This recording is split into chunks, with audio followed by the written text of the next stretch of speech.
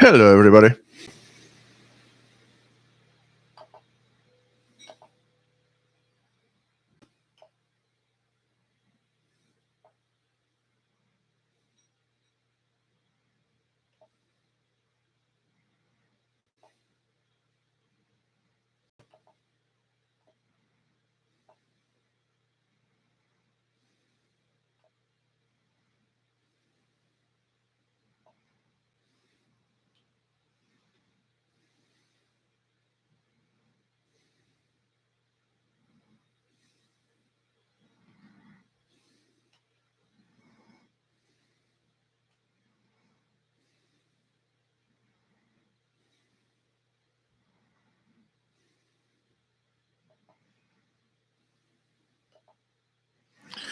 And here we go. Things are looking all right. I want to bring the little drink here. Cheers, everybody. Vodka cranberry.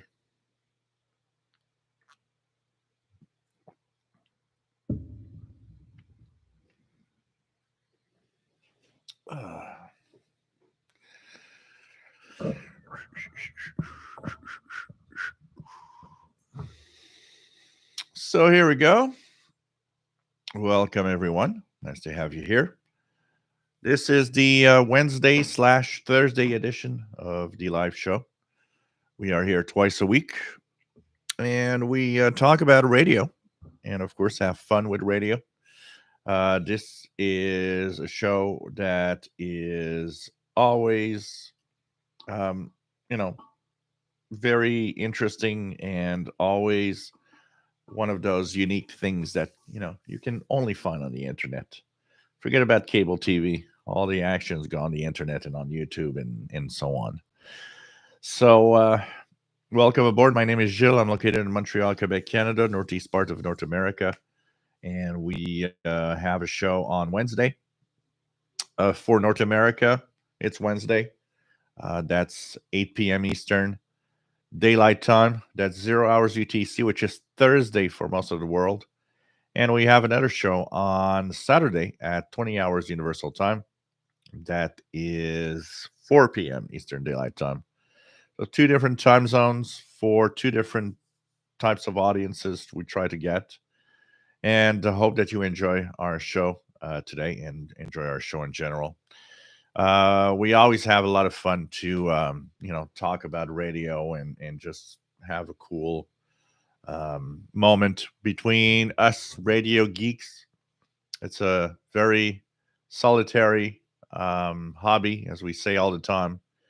And for those that are on the Facebook group and even on the YouTube channel, if you saw the video, two pictures posted today of what my shack looks like in 1990. And yeah, granted that it is a very nice shack for that time period. That picture that was posted was probably I'm not even sure I had a Kenwood for more than a year at that point, and probably less than a year. The Kenwood R5000 that I had purchased from an individual in classified ad, and man, that picture brings back memories of the listening. If you guys see the pile of airmail envelopes that I had, I mean, it shows you how much I was writing to stations back then. And it's interesting because we're going to talk about something that is coming up. There, someone asked me a very interesting questions. One question, but it's an important one because I think it goes with all of us over time, and I think it's going to be cool to answer that question because it is definitely something that can happen, and I'm going to talk about that, especially with those pictures I posted of me when I was 20. I guess I was 21 on the picture. It's roughly 1990.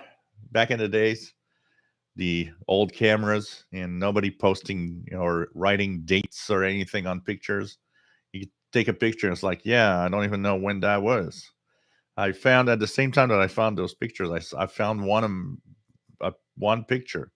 I don't know, I guess 4 or 5 years old, and one of the games at the park. But you don't know. There's no date on it. I don't know exactly what age I was, and I know where it is. I know what park. It's the park next to where I lived when I was young.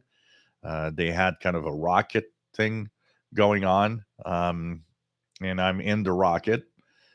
I remember when all of that was there. I still remember today, but I just we didn't take the time to put any dates and on the picture. So some of them are like, yeah, I guess it's that. So that picture, I guess, is I got the Kenwood R5000 in 1990.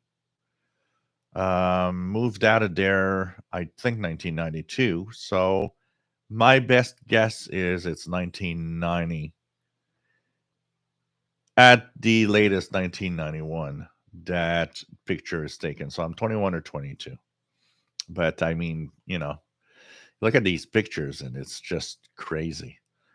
We're going to talk a little more about that. And I'm going to talk about a little bit of history of the radios I've had. And I don't know, the question that was asked is also interesting, and we're going to get to it as soon as we can. In the I'm going to try to go to as fast as I can in the chat today to go directly to all of that and answer that question, which I think all of us will have at some point. The reality of life bring us to that at some point, and it's kind of interesting. Uh, so there's a chat room if you want to join in. Beautiful, wonderful people that are helpful and really great people to be. And of course, there's the Facebook group when all of this is over that you can go to. Official SWL channel is the Facebook group name, same name as the channel, the YouTube channel here. So great people that we're in a hobby you know for fun, and this is what all of this is all about.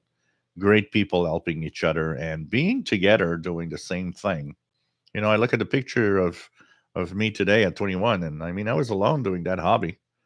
I didn't know anyone, and I didn't know anyone that I had the chance of having in the first year or so my best friend doing the same thing, listening to radio stations on shortwave. But after a year, he started. He had a summer job, and then there was like getting ready for all sorts of things, and we're not all equal in learning. So he had to study probably 5 times harder than me for the same grades in school. Probably has to do with a lot of it because of my really, really good memory of things. And so, he had less time to devote to it than I did. And at some point, he kind of left it behind a little bit, where I continued. But, it's kind of a solitary hobby for most part. And when he left, pretty much at some point, I was really alone. I mean, when we went into college and all of that. And so, for most of us, it's a lonely thing that we do, and we don't really know anyone that does it. So, this is why this place is cool, is because we all gather around, the same objective of radio listening and being with others. And it's kind of cool for that. So, why not join in and be here? It's always a lot of fun to have you guys, of course. Matt, my name, as I said it, my name is Shell, located in Montreal, Quebec, Canada, northeast part of North America. So, Matt, MDK2, greetings. Nice to have you here from Denver, Colorado. We have Robert Cross. Nice to have you on board. Oof. We have Randall Klontz. Nice to have you here from Northeast Illinois. We have Jay Watterson 69. Nice to have you here. Bobby Burgess from Logan City, Louisiana, USA. WA5107 SWL. James in Ottawa, nice to have you here. VA3JPX, pretty cool to have you on board. F1 Sushi, nice to have you on board from Ottawa. And then we have Rob in Phoenix, Arizona. We have Mad Max 2069, nice to have you here. We have James Farley, nice to have you here. KD2GUZ in New Jersey. We have Daniel Mark LeBlanc, nice to have you here from the Shediac River, New Brunswick. Chuck Schreiber, nice to have you here. N5KVO in hot and very dry South Texas, 88 right now. David, KJ4CMY in Central Georgia, nice to have you on board. Dwayne, nice to have you here from Northeast Tennessee. Zen Farrows, nice to have you here. Following along with the antenna farm and HF Plus Discovery. Daniel Mark LeBlanc recently built a loop antenna for my Greenwich Satellite 800. Wow, I can't believe how much it reduced unwanted noise. This is the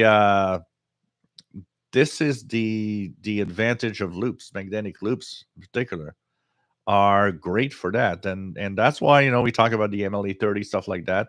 Of course, building your own loop is great. The U loop, all of that, is amazing because in noisy environment, it's the way to get back some of that hobby. Because often, long wires just bring more noise than anything else. I had for years here my something like about an 80 to 90 feet. Actually, I had several antennas here. I had a 100 feet wire at some point.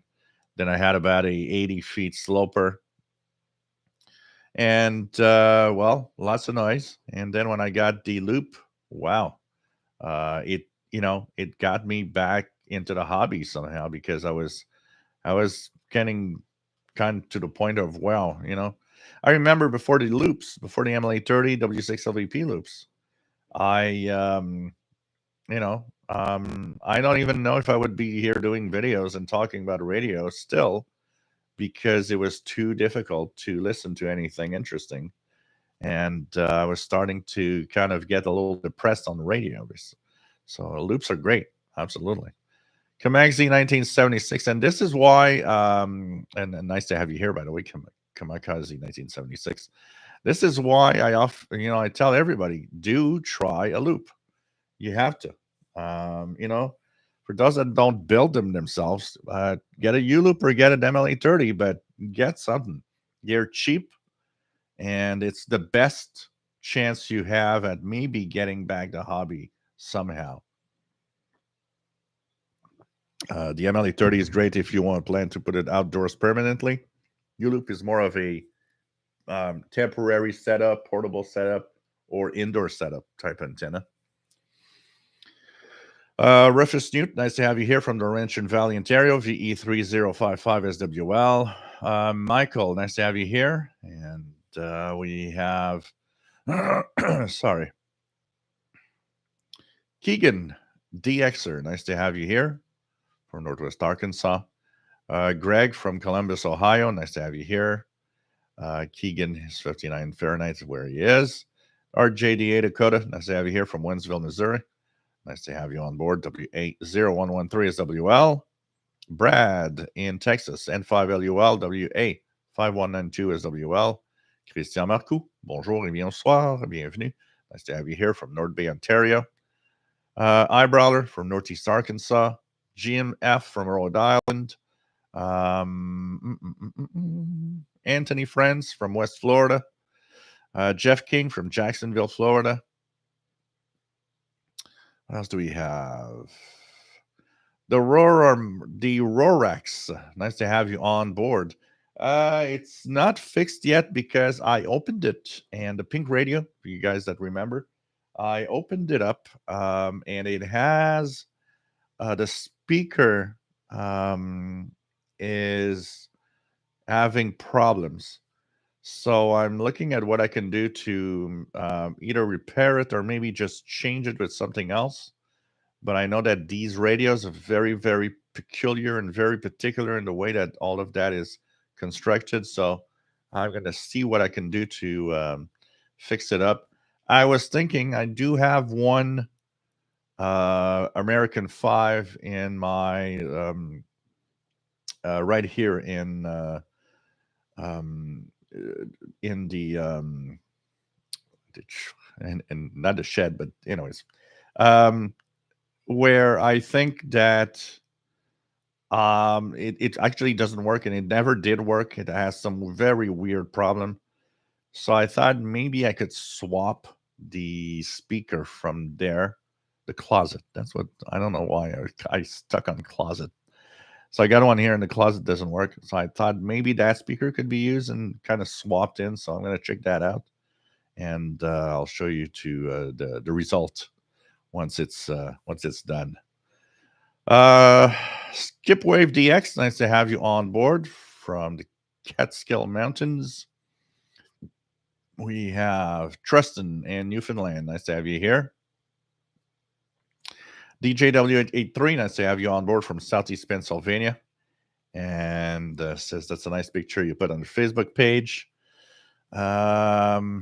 Michael has a Radio Shack St. Jean and a Ethon 750. Others out of Crafter's Kitchen. Nice to have you here from Massachusetts. Enjoy your desktop video. I know modern portables and SDR can perform them, but something about them dynamic range might be one way they still can compete. Yeah, yeah. It's it's just that they're so close together. Um, that maybe the wording is like, if you have one of those, of course hang on to it. If you have a Kenwood or Nikon or any old desktop, do hang on to them. They're still great radios, but it's just how amazing how today's technology has come close to what that is. And it's pretty crazy, and you don't have to spend, you know think about the electronics like a if if I take the higher end, like Texan H501X, for example. It might be small, and for a lot of people, it's like, someone said, well, it's still a cheap portable. It's not a cheap portable.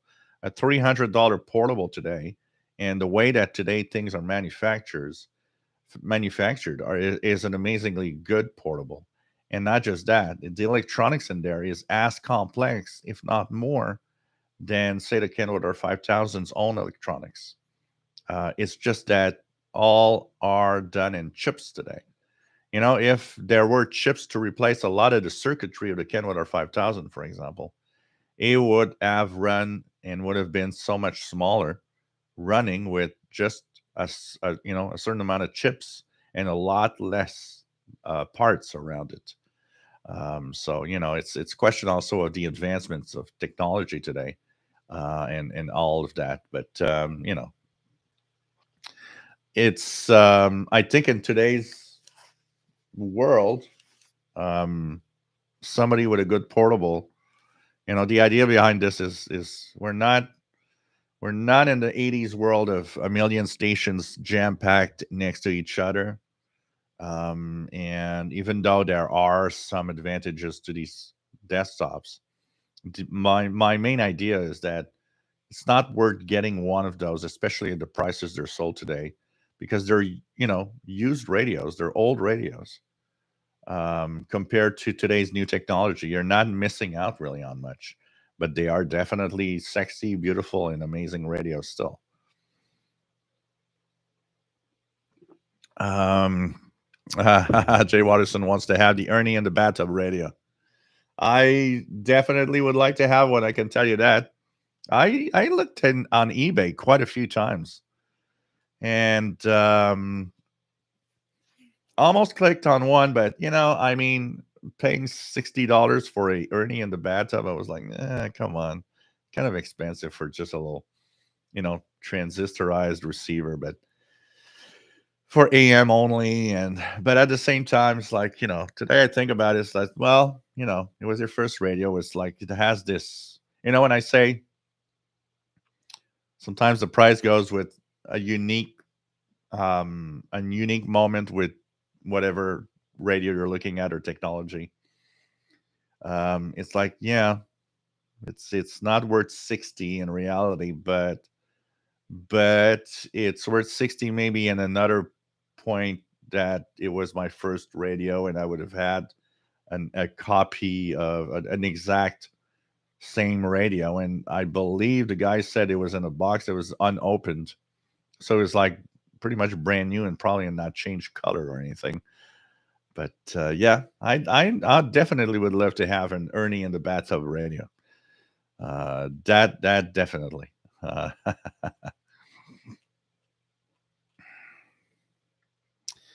Rob, I understand now why you list this show, this Wednesday show at with zero UTC, as in 24 hours. Yep, yep. Because UTC is a 24-hour clock. If when you state time in UTC, it has to be in 24-hour format. The PBRSTG, nice to have you here from Northern Green Mountains of Vermont. James, nice to have you on board from Prospect, Connecticut, WA1125 SWL. Salut TVD Exter, ça va bien, j'espère que tu vas bien toi aussi. Stephen Wood, nice to have you on board. We have Anthony says, I also had the Confidential Frequency Guide. Loved that book. Oh, I loved it. I purchased probably 2 or 3 different editions of that book. It was nice. There was something about coming home with a nice big book filled with frequencies and information. Today we go on the internet, we Google, we find stuff, and we find a lot of it and most of it. But back then, there's no internet. What you have as guides is the big books full of frequencies and info, and you're hoping that it's as accurate as possible. And you tune around and you're like, oh, wow, that's that, and that's this. Tom, nice to have you here from Monclova, Ohio. Mark Schmidt from Central Maine. We have VT Radio. Nice to have you here, Paul, in Essex Junction, Vermont. AA1SU.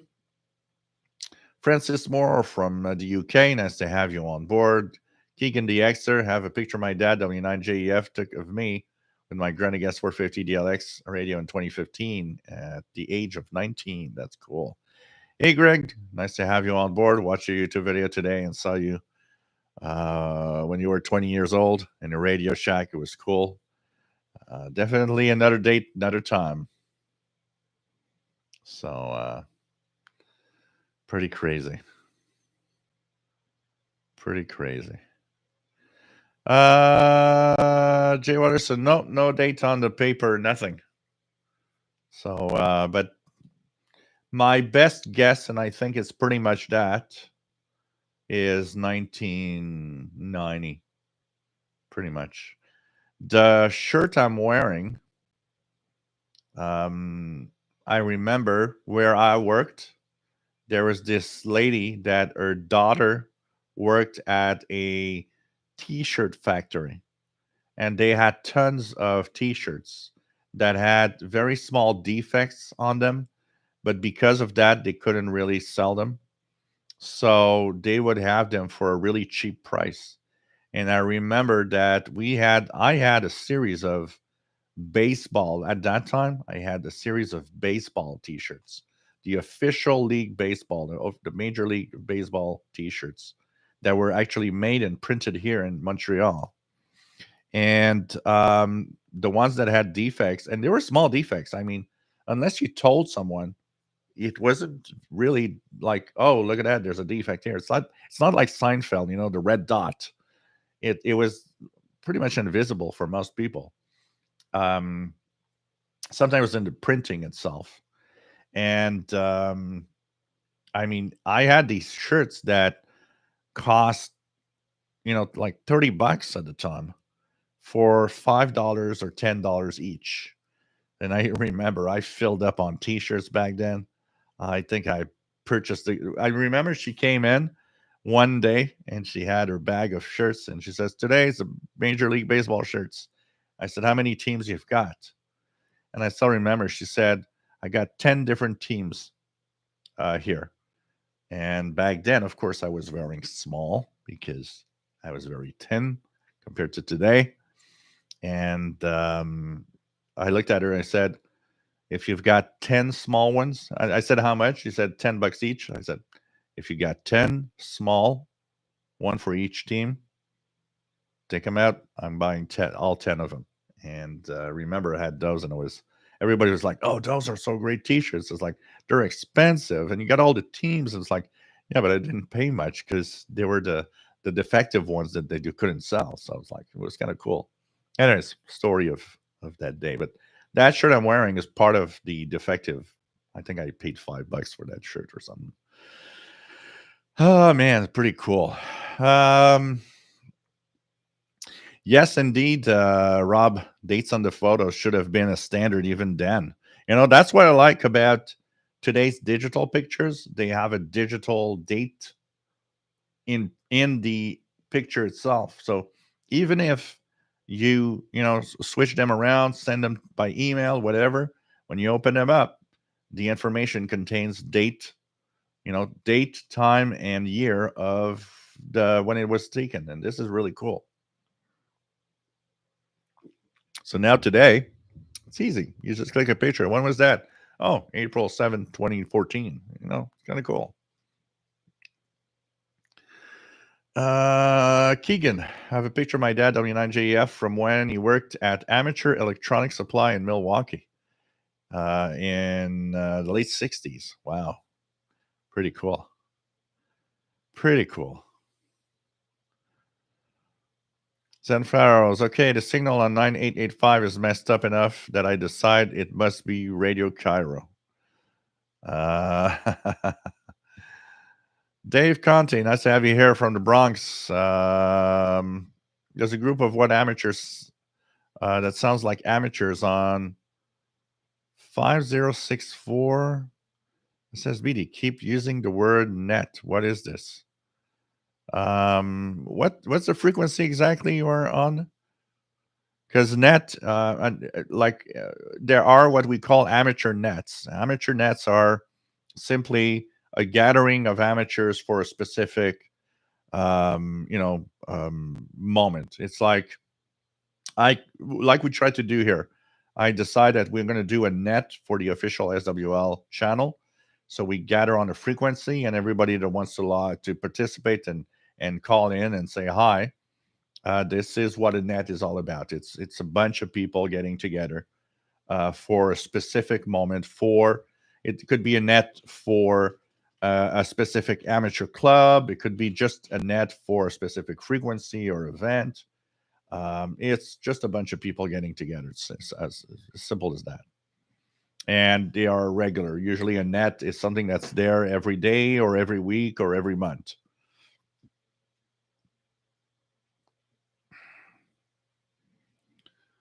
Let's go there.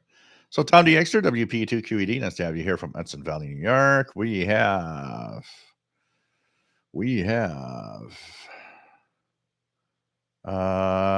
Tom, what are you drinking? I missed the intro. I like the Bell's Two-Hearted, Loathsome, and Two-Hearted. Okay. Vodka. And cranberry juice. Larry Cordy from New York. Nice to have you here. Zen Farrow says about U-Loop versus MLA30. Pretty convinced that U-Loop suits you. You can make your own from more durable coax and fittings and do very well. Simon Templar, nice to have you here, my friend. Danielle says not only loop reduces noise, I can't believe the channels I'm picking up now. It was your recommendation that pointed me into this direction. Thanks a billion. Yeah, I think that's the important thing. Understanding that there are ways and getting it. Building it yourself is a great and cool project. Also, if you want to take that, and it's fun. Brian Penny from Cape Cod, Massachusetts. Nice to have you here, my friend. Matt MDK2, nice to have you back from supper. Tristan, the MLA30 was a game changer for me. I live in a high noise environment here. You can almost hear it without a radio. Oh, man. What else do we have? Francis Moore. Still amazed how much I'm picking up day and night using the Sony SCF SW7600JR with the active antenna from the UK. Cool. David Martinez, nice to have you here from San Antonio, Texas. iRide61, nice to have you here. We have,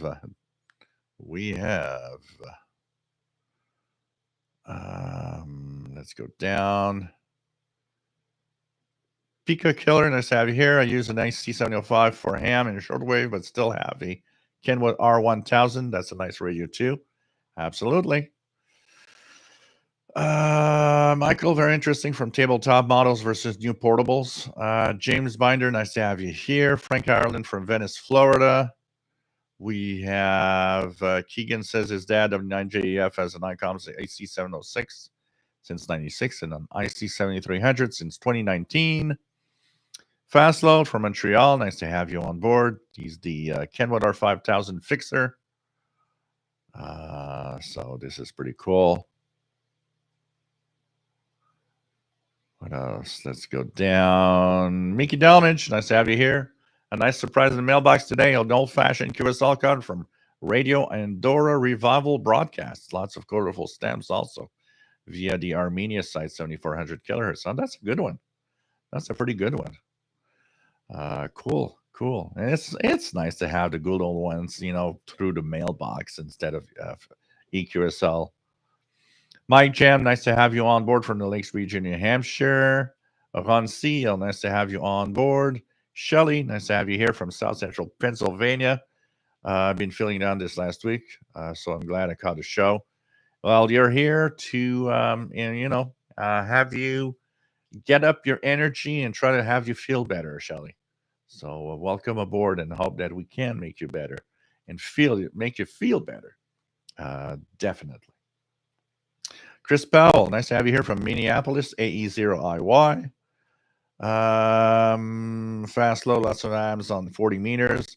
Yeah, in the summertime, hams are more into the 40 meter in the evening than in the winter. So we're getting in that period. It's that time. I don't know if we'll hear him again this year. It's that time ish, close to maybe more into May, that I hear almost every year for the past 4 or 5 years that ham that's a regular from South Africa on 40 meters around, I'd say around 0300 UTC, 11 p.m. I am so hoping that I can hear him again this year, because I am so hoping I can try to contact him with my now new ham license. I'd be so proud to make a contact with 100 watts on the FT450 to South Africa on 40. That'd be kind of cool. So, Meta Lunar, I don't know if you mentioned it already, but how many of the radios in the picture you found do you still have? Well, the picture where I am in it, the top row has 2 Panasonics and a Sony boombox. I departed from, so on the left side completely, I departed from the RF. Is it a RF29?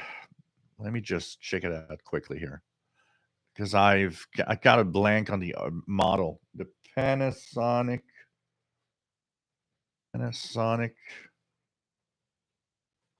RF. I know it's an RF 20. Check the model numbers here. It's an RF 2800. There, I got it. Wow, somebody's selling it on eBay for $350. Whoa. So Panasonic RF 2800. If you guys look at that, that's what you see that is at the total left on the top shelf. You only see the speaker.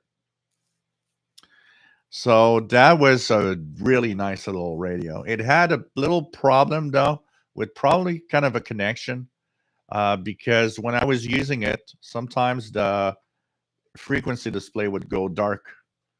The radio was still working. I could still tune around, but there's no frequencies displayed, and I would just smack the radio on the side, and the frequency display would come back. That radio I sold, and I was so stupid to sell it. I still today is like, come on, but I sold it for $75, somewhere around 1994, 95, and I remember the only reason I probably sold it back then is the fact that I was out of a job for that period of time and didn't have a lot of money. So for me, $75 was $75. But today, thinking about it, I don't know. I should have skipped a meal or something. I wasn't that desperate in money, so it's like I should have. No, I never should have sold that thing. It would have been so nice to have that in my collection here. Definitely. I'll have a question for you guys tonight. We'll have a few questions for kind of a back and forth thing a little bit. I thought tonight would be fun to have an interaction. That's why I want to go fast into the chat room as fast as possible, also to have as much interaction as possible, and also answer an interesting question. The second from the left on the top shelf, that was an Panasonic RFB 300. Now, quick story around it is that when my parents separated, my dad stayed at that place, which was an apartment, and I actually moved with my mom because my mom alone couldn't really, like, she would never have left my dad, and it was a big mess, and my dad was violent and everything, and let's not go into details, but what happened is I actually pushed for the outing of my mom from there to another place, and my dad for a long time was very mad at me because he knew that I was part of the reason why. But it had to be done. It's one of those things sometimes in life. What happened is we left, and I took the Panasonic RFB 300. And when my dad, we kind of recontacted pretty much and talked a little more. He didn't have nothing. He had a TV, but he didn't have a radio. Didn't have. And I thought, well, maybe he'd like to have. It's his radio anyway, so maybe he'd like to have it back. So I told him, "Do you want to have the radio back? You could listen to the radio." And he said, "Well, it'd be fun to have a radio." What I didn't realize back then is that instead of bringing back the RFB 300, because he just put it on one frequency and it just was there all the time, I didn't realize that what I should have done actually was to um, purchase, a standard AM FM radio and give him that instead, because that would have been enough, because he didn't use that radio. But I didn't think about that back then. I just, well, it's your radio. Here's your radio. But what happened is that at some point he was gone for long periods of time. When he met a new, when he had his new girlfriend, at one point he was gone for weeks at a time. The apartment was empty for, sometimes a month and a half. So that, of course, opens up another thing, is that when, an apartment's empty all the time, thieves kind of look at that, they kind of notice. So even though he didn't have much, the apartment got stolen. And what happened there is that the pretty much the only thing that was worth something maybe for some thief was that radio. The radio was gone. And after that, I thought, oh God, I should have kept a radio. If I would have purchased them an AM FM radio, more like down to earth, probably would not even have stolen the radio. But so that was a Panasonic RFB 300, and which was very nice, very nice. A little bit of drifting, but very nice little portable. I loved it. Used it a lot. Loved it as a portable radio. And I remember quite a few summers getting that. And it was expensive. I remember my dad purchased it brand new, and it was not even on sale. And I think he paid something like $300 $300 for it back then. And we're talking 88, 89. But back then, portables with digital displays were very expensive radios. So, and the Sony boombox, I used that a lot, and it actually started going bad. I don't know, maybe 10 years after I had it, started going bad, and I thought, okay, I got enough of that. So these three top radios, the two Panasonics and the boombox, are the ones that I don't have anymore. But all the rest of the picture, the CB radio, the R Realistic DX, they're all there. The Realistic Pro 2022 scanner, I sold to one of my best friends so I could get a Pro 2006 that I have here. And that little portable 10 channel, I also sold to my best friend at some point because I purchased a more advanced portable. Back then, I think it was a Pro 51 that I purchased in exchange, which was a really nice portable scanner.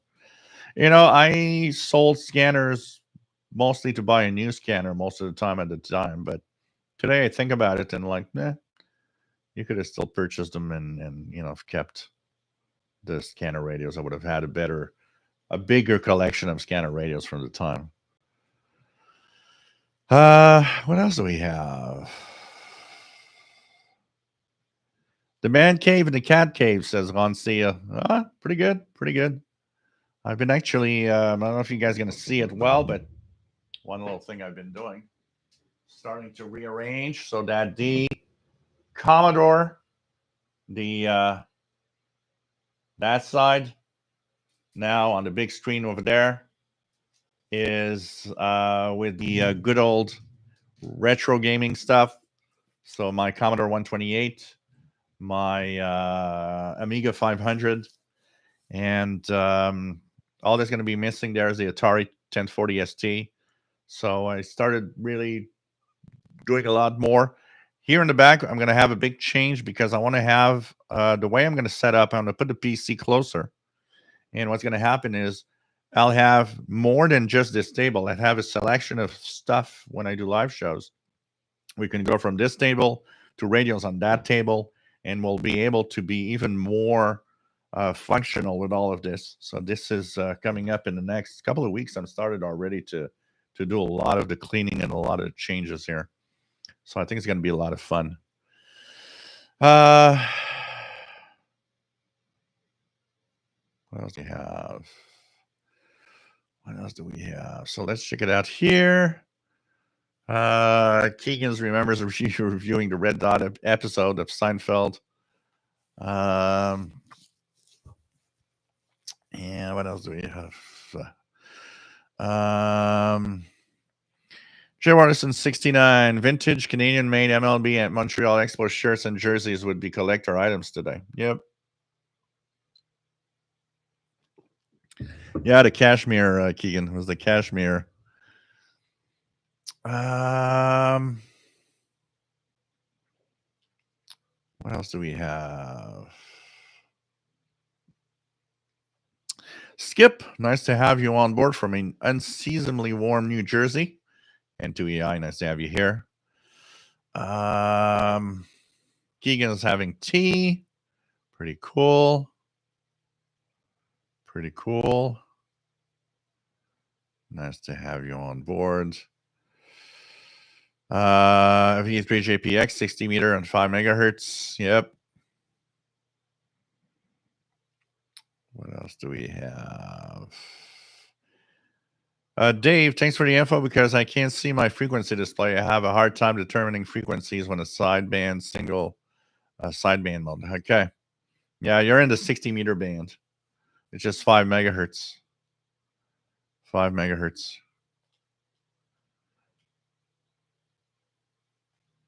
Crackling audio. You guys have crackling audio? I have good audio in my headset. Brad, nice to have you here. Joseph, nice to have you on board from San Francisco Bay. What else do we have? Because I got no. Let me just check here. Make sure everything's all right. Things look correct here, and Mayette said it sounds okay. What else do we have? Far too many gadgets. The RF 2800 drifted a bit. Yep, I did have some drifting. I remember the drifting. Far too many gadgets. You want to depart with it? I know. Send me an email. Official shortwave radio at gmail.com. We can check it out. Official shortwave radio at gmail.com.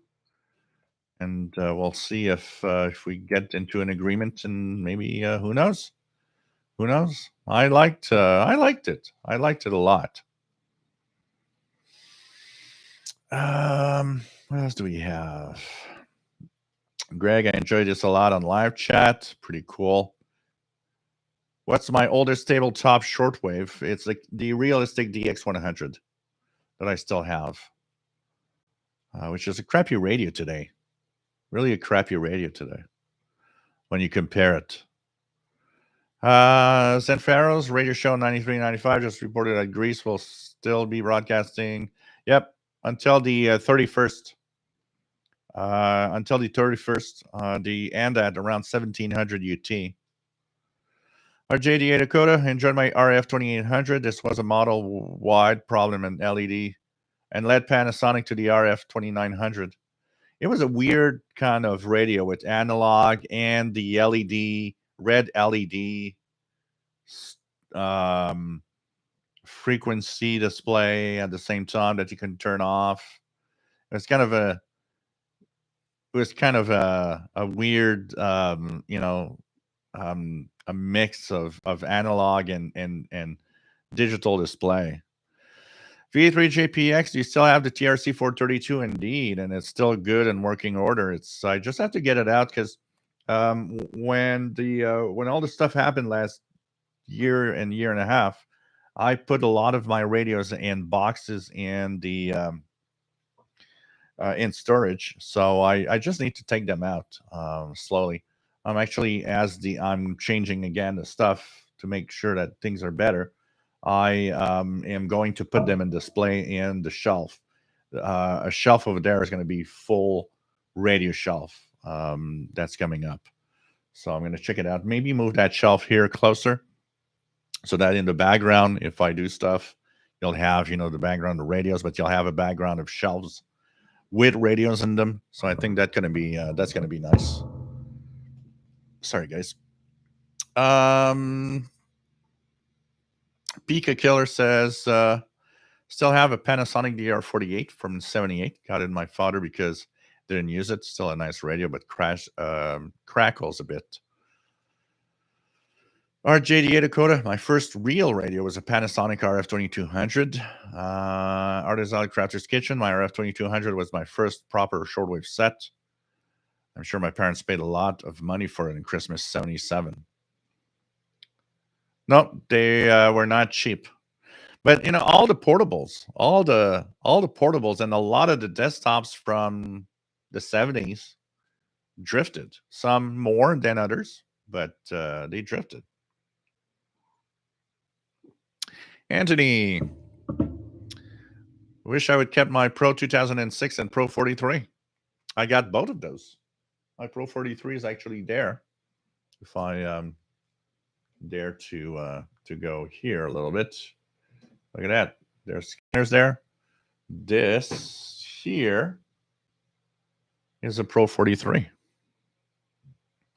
So that's what you've got over there. A Pro 43. And my Pro 2006 is there near the TV that I was showing the old computers. Keegan as a DXer, I listen to WWV, WWVH, and WIFR interval signal on the Panasonic RF 2800. Wow, in 2008. Far too many gadgets. Also have an RF 2200. My friend had that model back in the day. That one I got a few years ago in great conditions on eBay. Cool. Cool. So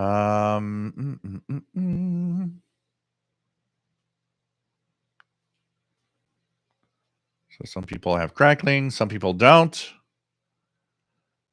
What else do we have? What else do we have? Tristan picked up the PL330 very a few weeks ago. Very happy with this little radio. Really surprised by the audio quality of such a small speaker. It's a dandy radio for the price. Absolutely. Amazing. Amazing radio. St. Pharaoh's has the Newfoundland Marine on 2498, 2598 upper sideband. Halifax on 2749. And St. Pharaoh and also Shannon on 5505.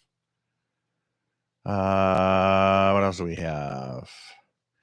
It's not a clock, it's a calculator. It's actually a big calculator on the door. It's not even a clock, it's a calculator. On shortwave, no, Michael, but I had a lot, and I still have a lot of tube receivers here for medium wave AM radio. Bonsoir, TV Extra. Fais attention à toi. John Hummel, Noel, nice to have you here. VE5JHN.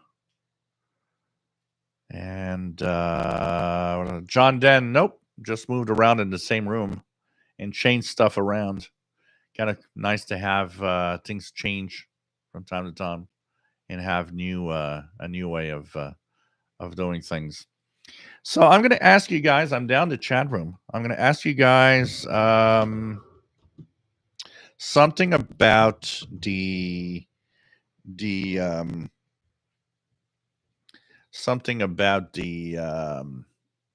question that I have for you guys.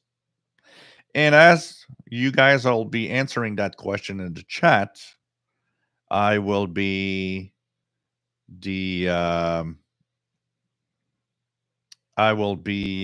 answering a question that is a very standard, very interesting question, actually, that might come to pretty much probably arrived or something that probably was the case for a lot of people over time, especially if you've been listening for a long time. If you're new to the hobby and kind of excited, it's going to come someday where you're going to be at that point. So the question I have for you guys, okay, is do you guys, by the way, I think I missed Nick Carsarino that was in the chat room. I think I skipped over and not said hi. So hello there, Nick. Just saying hello from County Com, of course. Okay, so the question I have for you guys is there a radio that you owned and either you sold, gave away, lost somehow, got stolen, I don't know, but a radio that you used to have that you regret so much that you don't have anymore today? So that's the question for you guys. And as that question is being answered, I will answer one question that I've got here. And that question comes from, sorry, guys. That question comes from somebody called, let me just find the email because I lost the email. Here we go. So Patrick in, here we go. So Patrick is in the state of Alabama and says hello, and he watches the live show regularly, and also all the videos that I post. Really enjoys my content. He says he's been a shortwave listener for more than 20 years, and at times he gets bored and doesn't even feel like turning the radio on. He says, how do you keep the hobby up? How do you keep the spirit of tuning your radios, of doing live shows, of having content all the time about a radio, when I just look at myself and I feel like at times I'm tired and just don't want to turn on the radio. Do you have any pointers on how to keep up the spirit of radio? How I could help myself get into it when I don't feel like it? So, of course, he asked, do you have any times? Did you have any times in your all those years of listening that you just didn't listen or didn't feel like listening? Um, any pointers would be nice because sometimes I feel that maybe it's just me. I have the impression when I look at the group that everybody is always really happy with radio and tuning all the time. And I wonder how can that be when I actually have a hard time from time to time to listen to the radio. Okay, Patrick, it's totally normal, first of all, and it's totally normal with any hobby. I think anyone that is in a hobby of some sort, whatever it is, there's ups and downs, and there are moments where you're not going to be in it. There'll be moments where you're not going to do nothing. You're not going to touch their favorite hobby for a while. I think it's normal, and I think it's even maybe something that is good that you kind of take some time off, um, unless you want to be insane. um, I also think that the amount of time that you spend in your hobby depends on a lot of things. So when I started back in 1982, I was very intense. I would say that from 1982, when I discovered how amazing the hobby was, until until 1987, 88, actually 1987 when I went into college, this is where things changed. I suddenly, so from 82 to 80, late 86, I was, shortwave was like a big chunk of everything I was doing with, of course, the Commodore computers and stuff like that. But, it would be often together, the Commodore running, doing stuff and listening to something on the radio on shortwave. Um, when I went into college, that changed because I went into applied sciences, and in applied sciences is a killer program. If you want to have no more life, go into applied sciences in college, and it's like, oh god, you don't have time for anything else. And the only time left that I had at that time, I devoted to the computer rather than to the radio. I had a choice of, a very little amount of time. If I had time, rather than turning on the radio, I would turn on the Commodore. I'd go on the BBSs, the bulletin boards, stuff like that, to chat with people. That was so I could technically say that maybe for a couple of years at that period of time, radio was not there, was not a priority. Um, Radio was an off and on thing depending on also the life that I had when I went into my 20s. So the picture you see there, move away, have it, find a job, work full time, stuff like that. I had a job that I got up real early in the morning. All of that changes the time you have devoting to something. And and you meet people and you go out and you do all sorts of other stuff. What happens is that at that period of time in the 90s, I would say, and discovering the 90s was discovering scanner radio like really intense. Definitely had some times when shortwave was not much. Scanner radio took places sometimes. No radio at all at times. It all depended on what happens in your life and what's going on around your revolving around your little world, basically. Then we move like here in I moved here in 2000. Before anything YouTube, before all of this, here what I discovered for the first time in my life, I thought what noise was all about before. And when I moved here, I realized I did not know what noise was all about. Because here I discovered that it was radio hell. When I moved here in 2000, I turned on a radio. I was like, oh God, I'm not going to be able to listen to anything with that. That depressed me a lot. That would have, if there would have been a time in my life where I thought, okay, shortwave's dead and there's other things to do in life, I think that would have been one of the moments where I would have decided, okay, nope, no more. But for some reason, shortwave was such a big thing for me that I couldn't get away. Even if I didn't listen for months at a time, there was a time when that radio was calling my name and I had to turn it on and try to hear stuff, and I would still hear things. The strongest signals would make it. It's the DX mostly that was gone. So, and I'm a lucky guy, maybe. I don't know. I don't know how to phrase it correctly. Because there are different styles of radio listeners. Some are DXers and some are just there to try to have the weak signals from exotic places and don't care about program listening.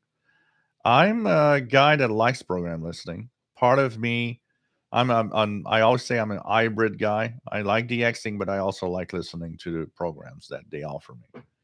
And so, because that was something that I enjoyed, and there were still in the early 2000s, there was way more stations still, strong enough in the evening here in North America that it kept me turning on the radio to listen for programs rather than DXing because I couldn't DX. I was more of a program listener for a while.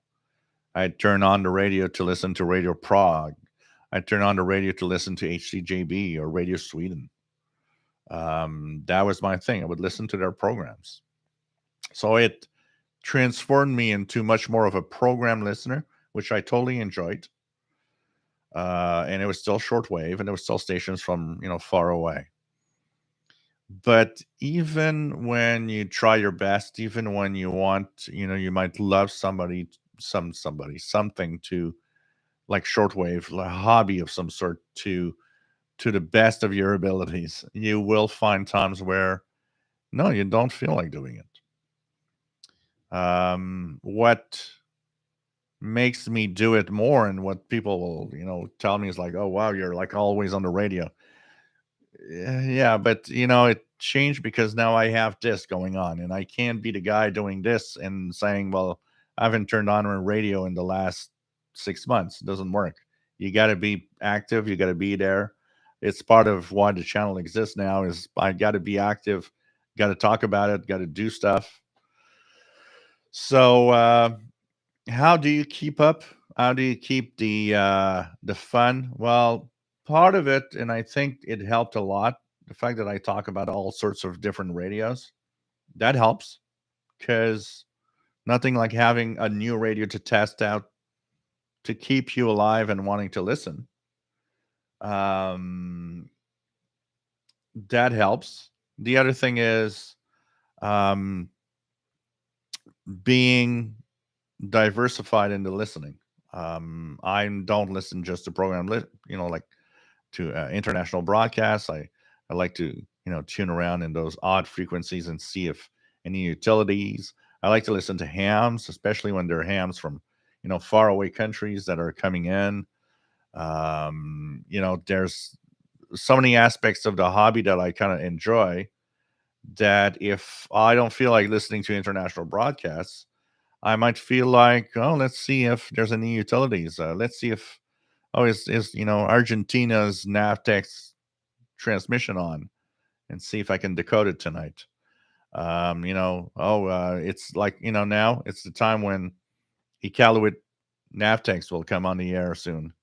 Oh, I wanted to try that. So all sorts of these little different things keep me want to listen more, and that is giving me the drive for the hobby.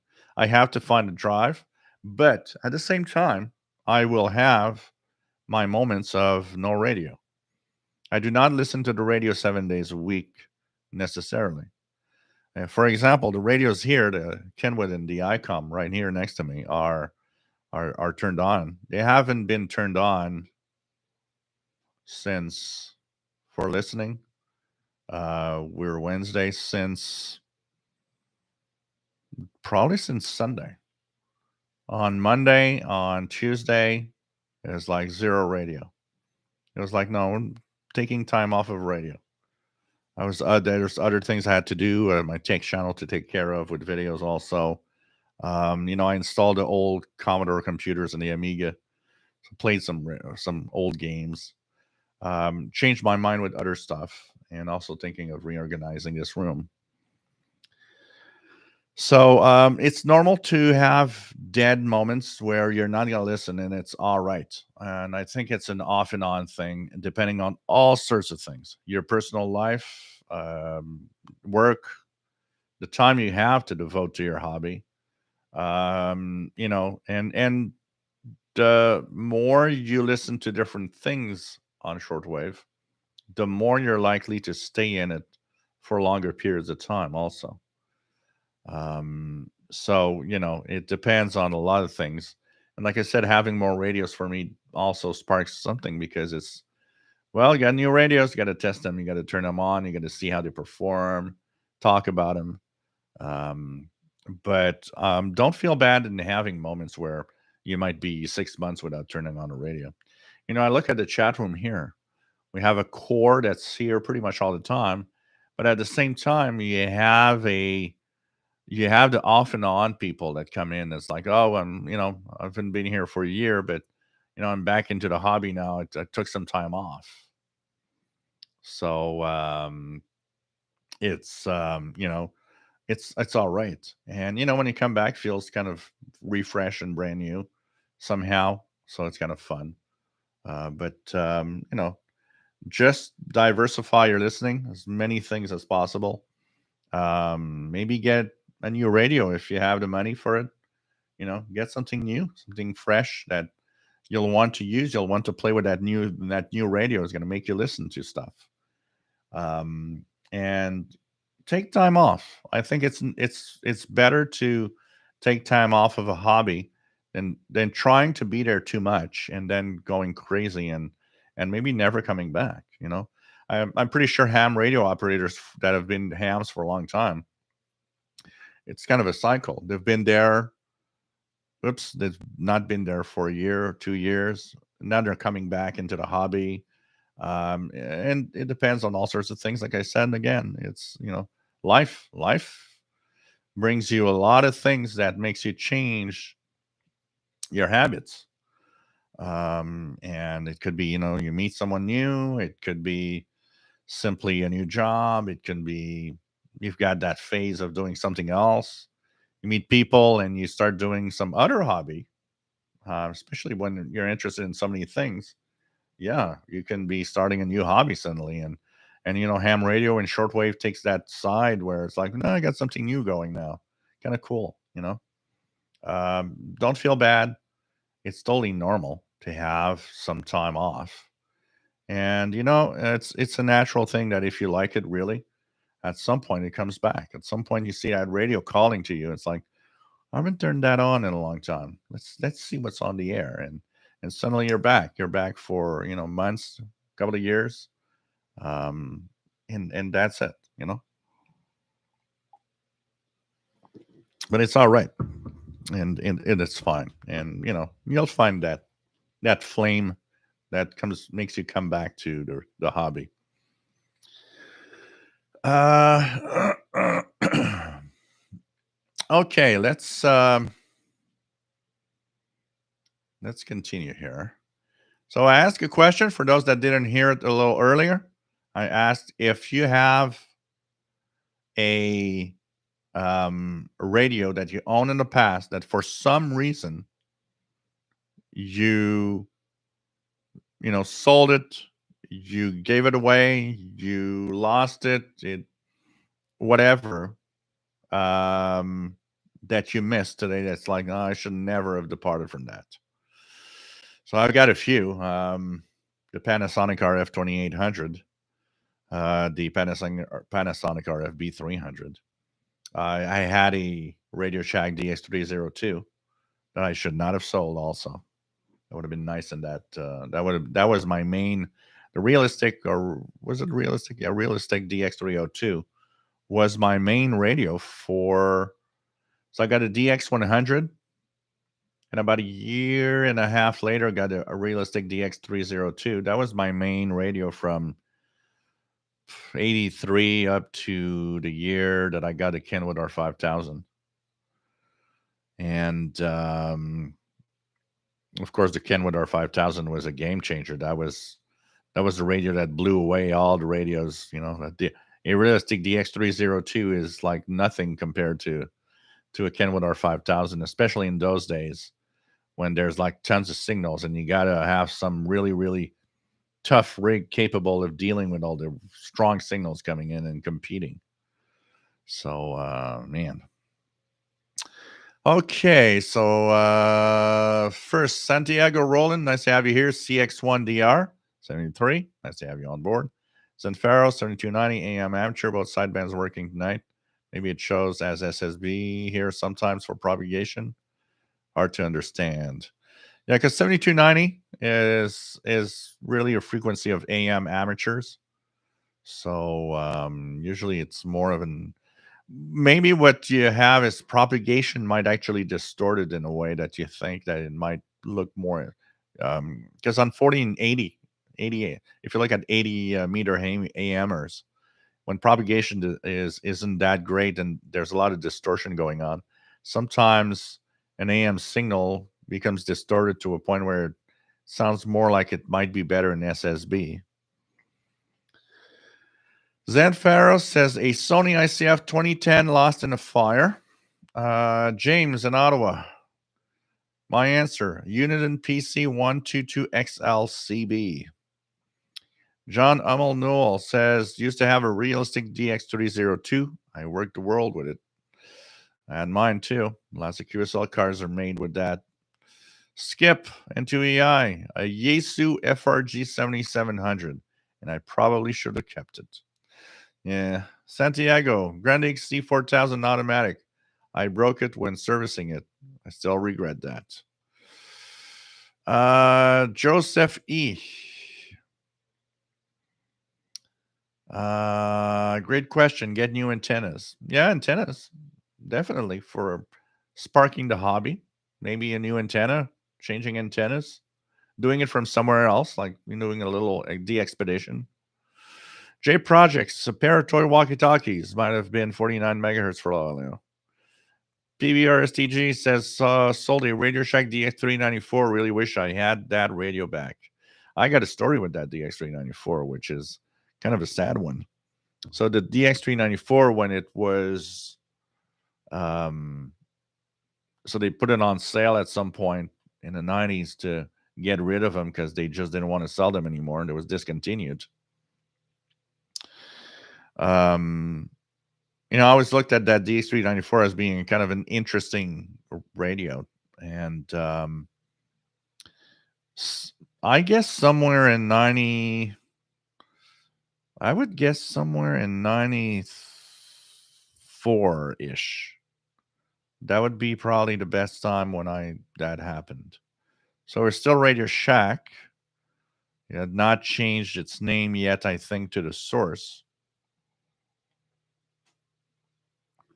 I'm downtown Montreal, and there's a DX394 at one of the Radio Shacks there. It's on sale for $69. I mean, that was really, really an amazing price for a radio that was a lot more expensive than that here. Only problem is that sale and that only radio, because they only had one left and it was the one that was in demonstration. I was out of the job. And I was on I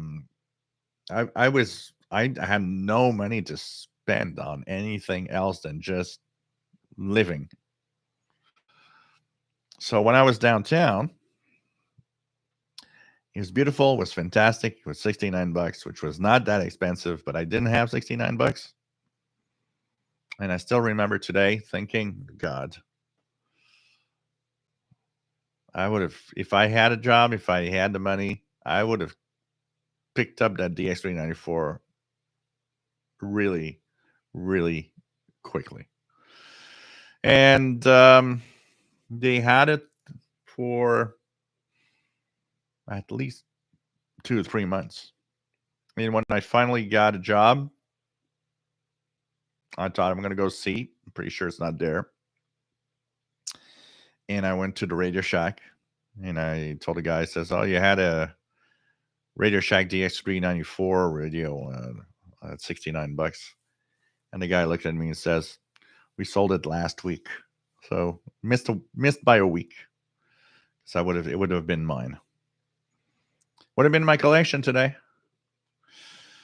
Metalunar, I still have my old ones, but I really didn't get into this much until recent years, so I didn't have anything worth collecting. Never had a shortwave back in the day.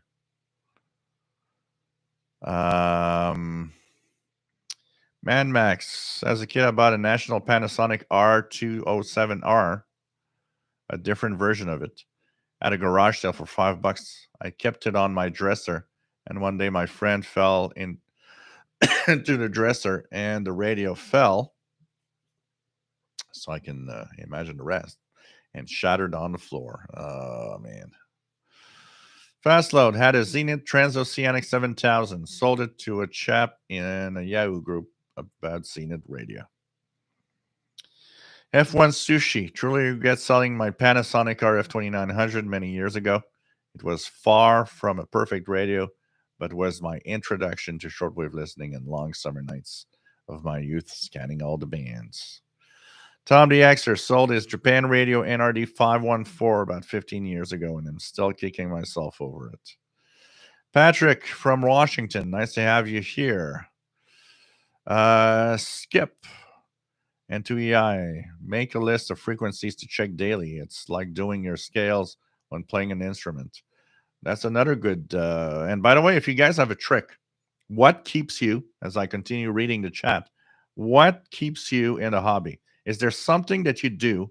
Is there something that you have a habit of doing that is what always wants you to turn on the radio again? Give your tips. Let's give tips to everybody of what you like, what you do that keeps you alive on radio. Maybe that's going to help other people watching that kind of lost their way and are not sure exactly how to come back. I do my best here to try to make everybody feel welcome and make everybody want to turn on the radio, but it's not always easy. Skipwave DX, I sold my Amerlin SB600 due to financial difficulty and it was destroyed by UPS shipping. Oh God. Okay. Artist Autocrafter's Kitchen, my sister threw out my very first Echophone commercial shortwave tube radio, which I had before my parents. For me, the RF2200. Odd chassis, but miss it. I keep up the spirit of radio with other hobbies. Frank Ireland, my Lloyd's AM/FM shortwave MPPB, public band, and so on. It had a switch called Instant Weather, which played the NOAA weather station. Do not know the model number and what happened to it. My first shortwave radio. Jeff King had a mini boombox Sanyo that had shortwave on it. Really loved it. But there were two others I actually found again. Panasonic RF788, GE Monitor 10. Oh, man. Metalunar, for the viewer's question, sure, I have stopped listening for a couple of months and then found it interesting again. Yeah, and I think having taking time off is actually a good thing. If you don't want to wear out your hobby, if we can say so.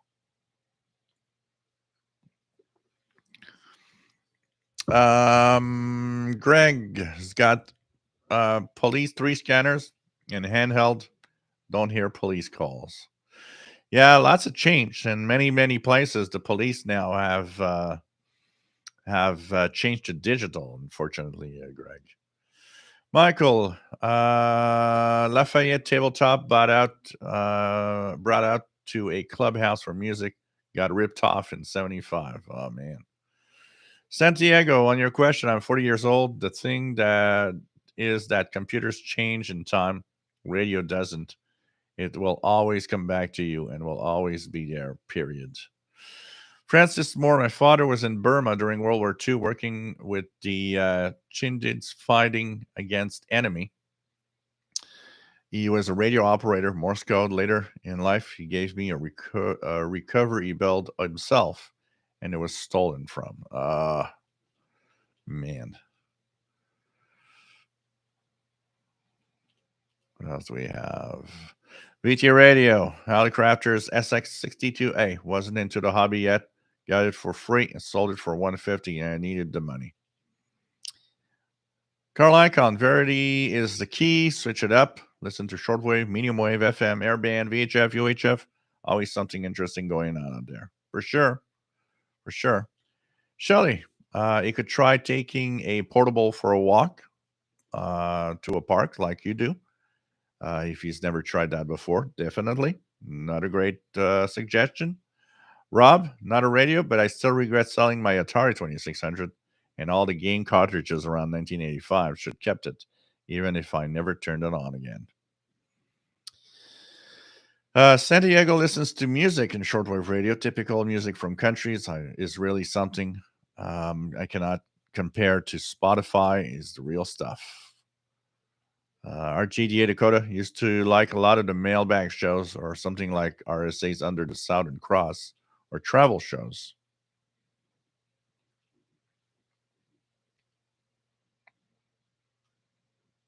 All right, 61 left to check out the Pirates. Chuck Yunkin. Hi, nice to have you here. Mad Max likes stations that broadcast old-time radio shows. PBRSTG, there is always a scanner on in the house. I enjoy listening to law enforcement, fire, emergency services. Also enjoy listening to shortwave. Love radios of all types and capabilities. Philip Mack, enjoying is Texan PL680. Cool. Pika Killer. I started shortwave in the beginning of the 80s through beginning of the 90s. Then I got a hobby with music synthesizers and still have. But I discovered SDR in 2019 and I'm back into shortwave. Got my hand license in 2021. Cool. Cool. Do you have any recommendations for an affordable ham radio? So you have your ham call sign, my friend.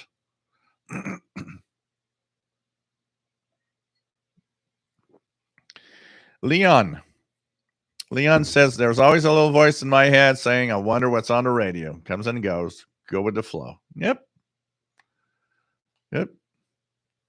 Michael played the Hammond B3 for years, sold it, still have 2 pianos. San Diego, I feel that modern radios don't perform as well as the gear in the 70s and 80s. Am I right? No, it's on the contrary. They are as good, if not better. The good portables of today are as good, if not better, than the ones that were in the 70s and 80s. It's really I think maybe that perception you have is more because it's harder to get stuff today.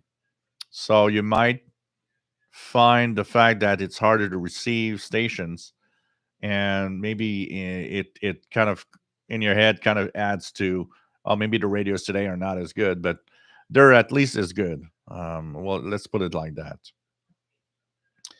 Michael Langer, when I feel sick, I lose interest in all hobbies. That's pretty much everybody. I mean, when you have something, you have a huge toothache. I don't think you feel like doing anything except just banging your head on the wall, things like that. It's normal. There are things that gives you, removes the interest in something. Like also, depending on being sick, one of the things that happened a lot that I've got more control over today. But that happened a lot, especially in the, I'd say from the 90s to the early 2000s. I was the kind of guy that had a lot of panic attacks. And the panic attacks for me appeared in the form of feeling unwell or feeling like you have difficulty breathing, but it's in your head. It's not physical. And actually, I got to so many doctors back in the day with that kind of looked at me like I was a crazy person. It's like probably didn't have the correct doctors, the ones that understood that, oh, you know what, maybe what's happening is you're having panic attacks. But the doctors I had were all like, yeah, no, there's nothing wrong. It's almost like stop bothering us. It's like, yeah, okay. But in things like that, um, even if you feel unwell, or if I would wake up in the middle of the night and feel like I have difficulty breathing, and I at the point where I started understanding that it was more in my head than anything else. Um, what I would do, and I think it did definitely help. I would be at home, and I would wake up, for example, having kind of a lot of pressure in the chest and stuff like that, and I would turn on the radio and I'd start tuning around and try to focus out of my head and into something else, and that would definitely help. I would just tune around and take my mind off of it, and I would go into, oh, look at this, New Zealand or Radio Australia, or I would go into the stations, and it's like, oh, look at that interesting propagation, and slowly would you know. So there are times also where it can totally help you, for sure. Joseph E, I'm an off and on. Always come back because the people here are so solid, and Joe is a great guy. Wow, like that. Tristan, back when I was a kid, I had a double tape player, an AM FM radio. I had a massive internal AM antenna. Nighttime DXing was a lot of fun. Stations from all over North America on a good night. Yeah, that's pretty cool. I One of the good souvenirs I have from, when I look at that picture that I posted today,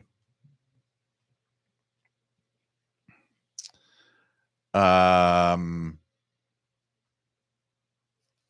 was in the 80s when I had my realistic boombox that I had for a long time, an SCR9. If you guys want to see what it is, just just Google realistic SCR9, and you'll see I had that thing for many years. I did so many cassettes of music that I picked up from FM radio on that. Um, but one of the things that my mom liked was big band music from the early days, like the 40s and so on. And what I would do, and back then, 1130 WNEW was not a Bloomberg news station; it was a big band music station. And so, at propagation at night was good. And I remember from time to time what it would do in summer nights. We would, me and my mom would sit on the balcony outside in a warm summer night, and I'd turn on WNEW 1130 on that radio, and we would be listening to big band music all evening while we were talking. That's a pretty good souvenir. One of the nice souvenirs of my teenage years.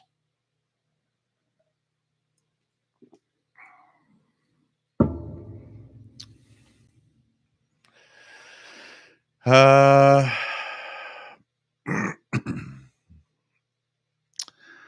Artist out of Crafter's Kitchen. Taking time off the hobby is healthy and normal. When it becomes forced or feels the way it is the time to take a breather. Yep, absolutely.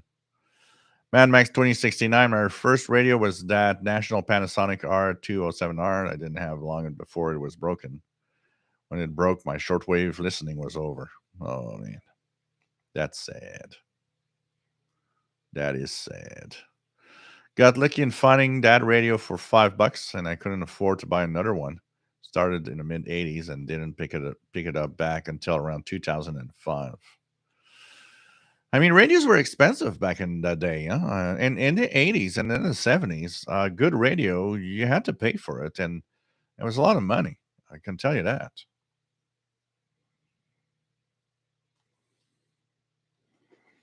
Pika Killer never sold any of his radios. Good. That's a good thing to do. Never do that. Well, you'll end up like us, reminiscing of our old sold radios that we missed. BT Radio. I was in a car accident in 2002. I didn't get on 2 meters for several months. Keegan DXer still has all of his radios. Don't sell them. You now know that us older guys regret the selling of our radios. So you don't do it now. Keegan. RG Dakota, can't tell you about old school, but my portables are rock solid and pick up everything my my old school radios ever did. My only beef is mute on tuning. Yeah, the ones that have that, it's kind of it is one of those things that shouldn't be. But for the rest, I mean, the new radios are just amazing. John Beckham, nice to have you here from Northeast Florida. Greg likes to listen to programs on shortwave. That's cool. Scannery, KB1 PPJ, nice to have you here. Realistic DX100 and my Alleycrafters S38D.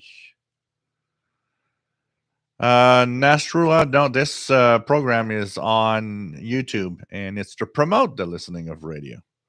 But it can happen from time to time to the pirate. It happened in the past. The pirate rebroadcast my audio. Jeff King, I enjoy listening to programming from around the world, music from around the world. As a teen, I was a huge DXer collector of QSLs and pennants. I write 61. My intro was my grandparents' RCA Victor K80 console. It's no longer working, but in my basement, hopefully be restored one day. Yeah, you should really look into that because that could be very nice to have that working again. Definitely. Our JDA Dakota loved his realistic DX100, but those old radios drifted like battleships. Oh man, it was crazy. The readjustment. I was happy when I moved from the realistic DX100, which is a drifting machine, to the realistic DX302, where I could readjust SSB only every few minutes. Man, that was such a progress.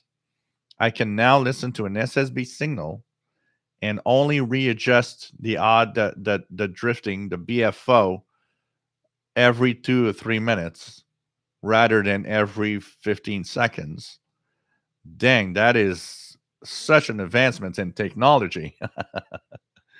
And then we had PLL phase locked loop receivers that were just rock on frequency, and that's it. It's like, oh boy, this is cool. Oh man. Susan, I had a Grundy that I gave away, but it's in the hands of a radio guru, so I can live with that. Joseph, ENHK World Radio still has my favorite shows. John Beckham might become the Seward on DXer. Albert Morel, greetings to the DJ of the evening. Nice to have you here, Albert. Where are you located? I'm going to talk about something also tonight. So we have Ray, that is in Nova Scotia, that sent me a message. He actually, and I think it's important to note that, guys, he actually was buying an XH Data D808 off of AliExpress and pretty much got scammed by that seller. So he was able to ask for a refund, but just shows you to be very, very careful when you buy online who the seller is, because you can easily get scammed out of money from people out there on AliExpress, on eBay, and even on Amazon. Even Amazon isn't the safest place in the world. Even Amazon has its crazy ass sellers that are not to be trusted that much. So be very careful when you purchase online. That's why anybody tells me, I wanted to buy a Texan receiver, go on Anonco. Anonco is the place to buy Texan radios. It's fast shipping. It's the best price anyway, most of the time, and best service ever. Anonco is really the place to go. Keegan DXer has a Radio Shack DX402 since the early 2000s. Michael Anger, I confess, Rat Shack gave me back a killer 2005 scanner when my 10-channel scanner was in. Sorry, Tandy.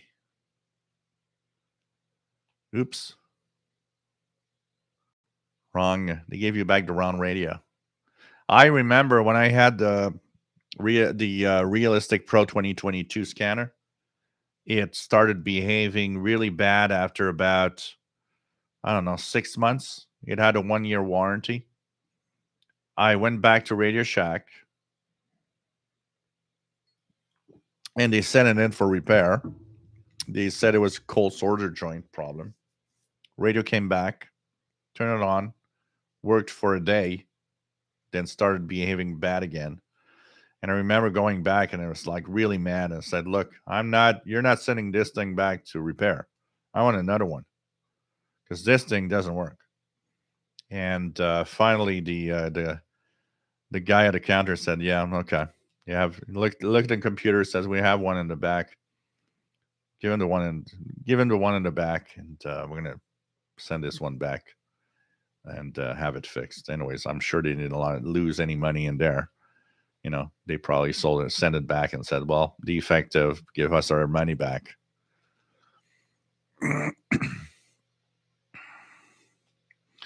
Michael did have a Sony 2010 and sold it cheap in the 90s. Oh, man. Keegan has got his Grundig S450 DLX since August 2012.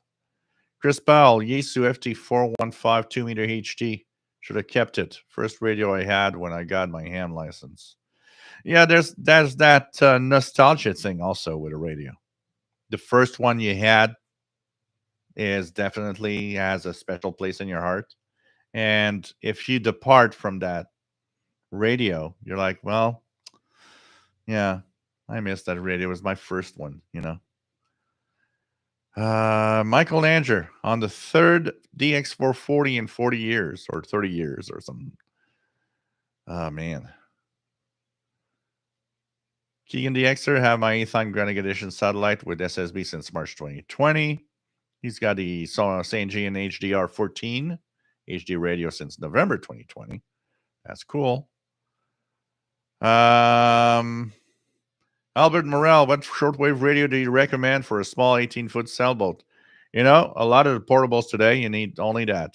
Like a Texan PL330 from a Texan NXH Data D808 from a Texan PL680, 660 to a Texan PL990, a St. Gian ATS909X, X2. These are all great, good radios that on a boat will be perfect. They're portable. And with the telescopic, they perform great. And I can only imagine if the boat itself doesn't make too much noise with its own motor and circuitry, I can just imagine how amazing DXing on this ICs could be. Oh, man.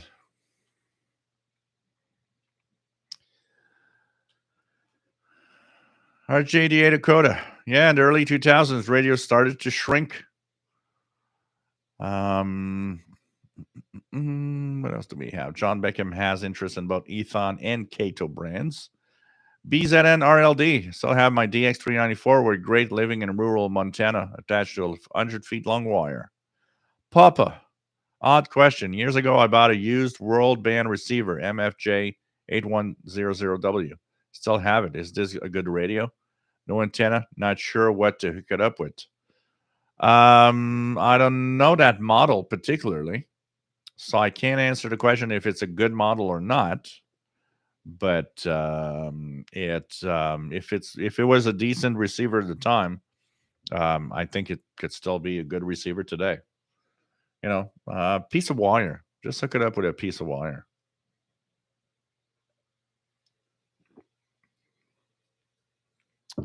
And Max, listening to all interesting broadcasts and signals and learning about them. Cool. Cool. Toast and Loaf. Nice to have you on board from Alabama, Stan. What else? Greg, where did you work? Oh man, I worked many jobs. I had many jobs for the years, and so all sorts of things. All sorts of things, from low end jobs to other types of jobs. And when I had my electronics degree, I was hired in places where they needed skills with people that understood how to not get electrocuted when they would work. My last job before I got self-employed, my last job was at a lighting facility. They would build both um, public and also big lighting systems for business. So you could build a lamp for a little lady that wanted a lamp for her kitchen, like you could build really complex sodium lamp for outdoor buildings, all sorts of things like that. And I was hired there because that place had no idea about electricity, electronics, and lighting. And they hired me because they were looking for somebody that was knowledgeable in how all of that can be done safely and how to understand schematics, particularly. And I worked there for 4 years. I was at the end in the last 2 years. I was the boss. I was the guy that was handling all this stuff with the employees and everything. That was my last job before I went into doing tech guy duties. And I and I never looked back into trying to find another job. And then today it's YouTube. I live my life off of it, so it's kind of nice when you think about it. Um, but that lighting business it still exists today. They have they had a really wide variety of very or very expensive lighting systems, all handmade and precision made, and it's kind of nice. It's kind of nice. It's I was a job hater. I didn't like my jobs anywhere, and even when I was treated right, I just still didn't like my jobs. That last job, um, yeah, you know what? It's kind of interesting because it was probably because it was challenging me into being good and doing something compared to other jobs where it's like more of a dumbed down job.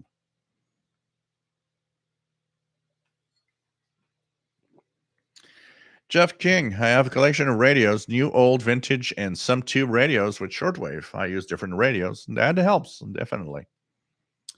Thomas Olson, nice to have you on board. VT radio, trying new modes keeps me interested in ham radio. That's a good thing. Uh, Keegan, my dad, W9JF, has a Zenith Transoceanic H500 for 1951, since the early to mid 2000s. Cool. Cool. John Beckham, in review, my first shortwave radio was a vacuum tube model from Monarch known as the Ham 1. Now I am a Seudon brand connoisseur. That's good. Albert, any suggestion for shortwave radio for? Yeah, just answer the question. Tristan, a good way to keep the radio hobby fresh is to go for a walk, take a radio with you. Always fun to see what's new stuff you can pick up in new areas. Yes, definitely. RJD Dakota, always great to take a good walk through the park or woods with your favorite shortwave portable. Joseph E., another way to get deeper into the hobby is to explore propagation and explore its relationship with various cosmic events. Endless mystery. Absolutely. BT Radio just worked India on 30 meters, FT8. Cool. Cool.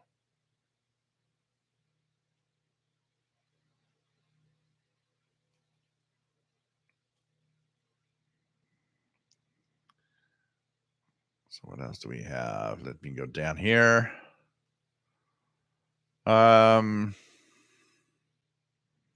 Leo Main, nice to have you here. Greg, your hobby painting pictures. Oh, that's cool. That's cool. You should show us some of those paintings at some point. Chaz Tank, nice to have you here, checking in from Louisville, Kentucky.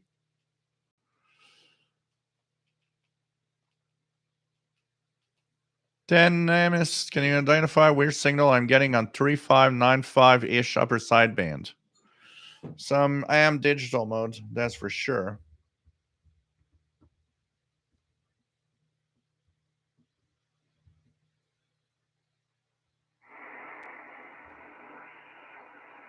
Not hearing anything here, but that is the place where you'll hear often radio teletype.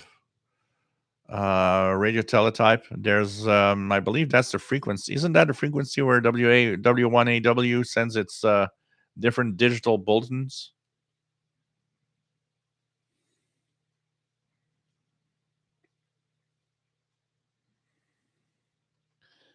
Greg, DX100, it was Radio Shack. The string broke, the tuning knob. Oh, man. I remember the realistic DX100. I would go in and physically take, it was a roller tube for the frequency in the front. I would physically take it with my hand and turn it by force to realign it, because after months of tuning, you would get out of alignment and you would be far from the frequencies, even though getting a precise frequency was kind of tough on that radio. PBRSTG can remember get a realistic Patrolman 60 for Christmas. When I looked in the Radio Shack catalog, it cost 150. Oh yeah, those were expensive at the time when you compare it to the salaries at the time. It was pretty crazy. Chris 66, nice to have you here from Kentucky. What else do we have?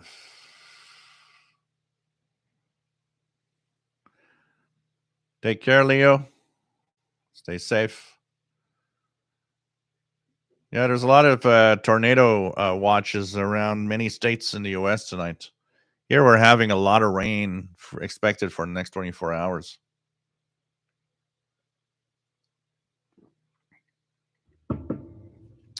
What else do we have?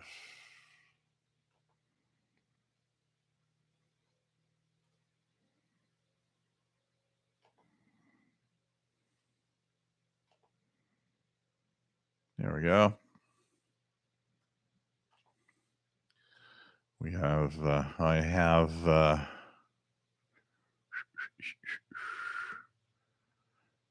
actually reported the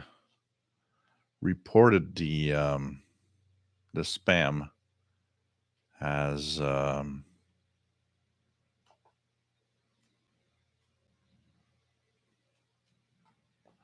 inappropriate, so that they will remove that account. Here we go. Bobby Burgess.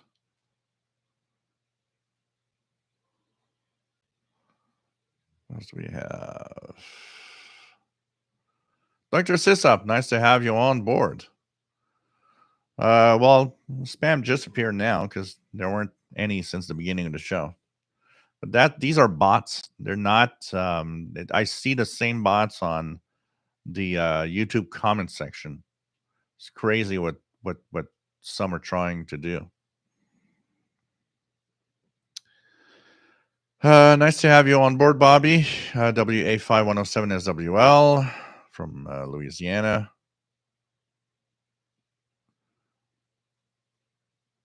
What else do we have?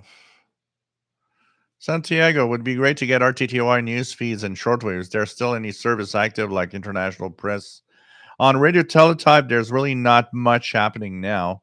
There's the Japan has the Kyoto News Agency that sends newspapers in Japanese um,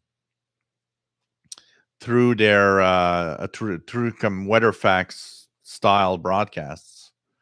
But radio teletype news agencies are pretty much all gone now. The last one I've heard, and it was a long time ago, was the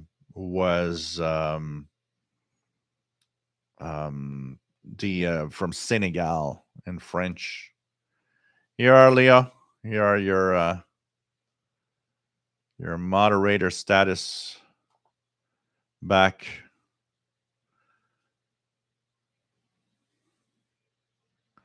What else do we have? Yeah, but Leo was before. It's just that at some point he had a problem, Matt. He's okay. I've added him again. John Berger, good evening. Just started the MFJ 1886 X. Finally was between the that or Wellbrook. So and says Anna Wellbrook. I think they're all going to be fine antennas, honestly, John. Honestly.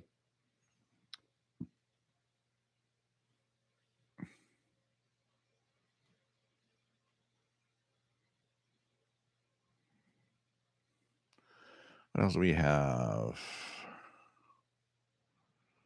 Dan, nice to have you on board from Ohio and 8WJZ. Barry, nice to have you here from stormy central Kentucky. Imagine in places in Canada like Manitoba, they're going to have up to like 60 or 70 centimeters of snow. It's like 2 feet of snow. It's pretty crazy.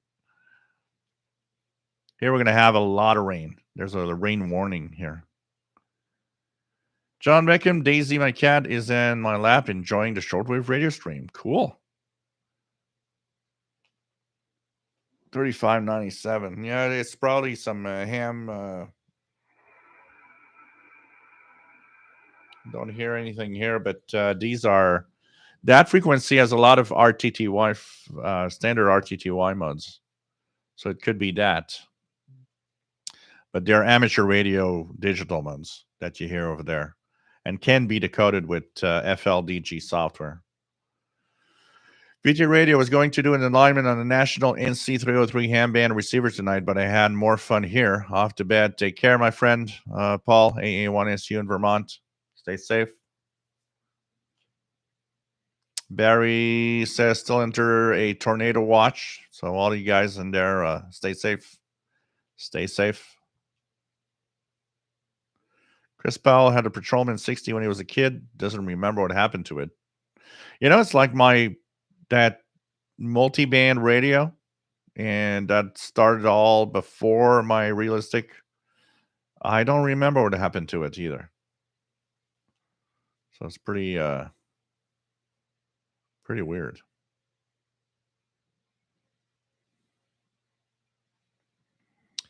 What else do we have? Yeah, WeatherFax maps. Actually, WeatherFax broadcast can broadcast anything. So Japan has actually newspaper style WeatherFax or fax sent through the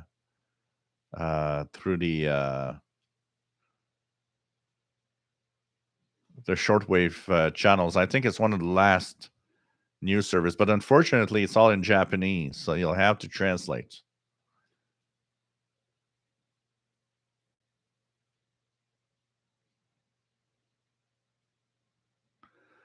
Dr. Sishub just found my old K40 and Wilson 1000 mobile antennas from the 90s. Wow. What else do we have? Random hobbyist, nice to have you here. All is well, my friends. Since you have your license, how do you feel about digital radio such like System Fusion or D-Star? Be cool to have a room where hams can also meet up. Yeah, I converted my VHF UHF channel into the ham channel, which I should slowly take care of and start again. I got no problem with digital modes of any kind. One of the things that I think people misunderstand when I talk about not being fond of FT8 is not I'm against any of it. It's more that I am into what I like is more of I like to talk, and so SSB voice is going to be my main thing. But I also will like to try different things, and maybe at some point I don't have anything for D Star Fusion or right now any transceiver for that. Eventually, probably will have something. And I will eventually also be on the air with digital modes and all sorts of stuff. I'll try everything. That's for sure. That's for sure. So it's great, and yeah, we're gonna try to do something with this ham radio channel that I've started with the VHF UHF. I think we can do something with that. It's all a question of time. You know what? The more I go through what I do right now, the more it's difficult to find time for other stuff. And if you guys would be in my in my life, you would understand how difficult it is to have time to do so much.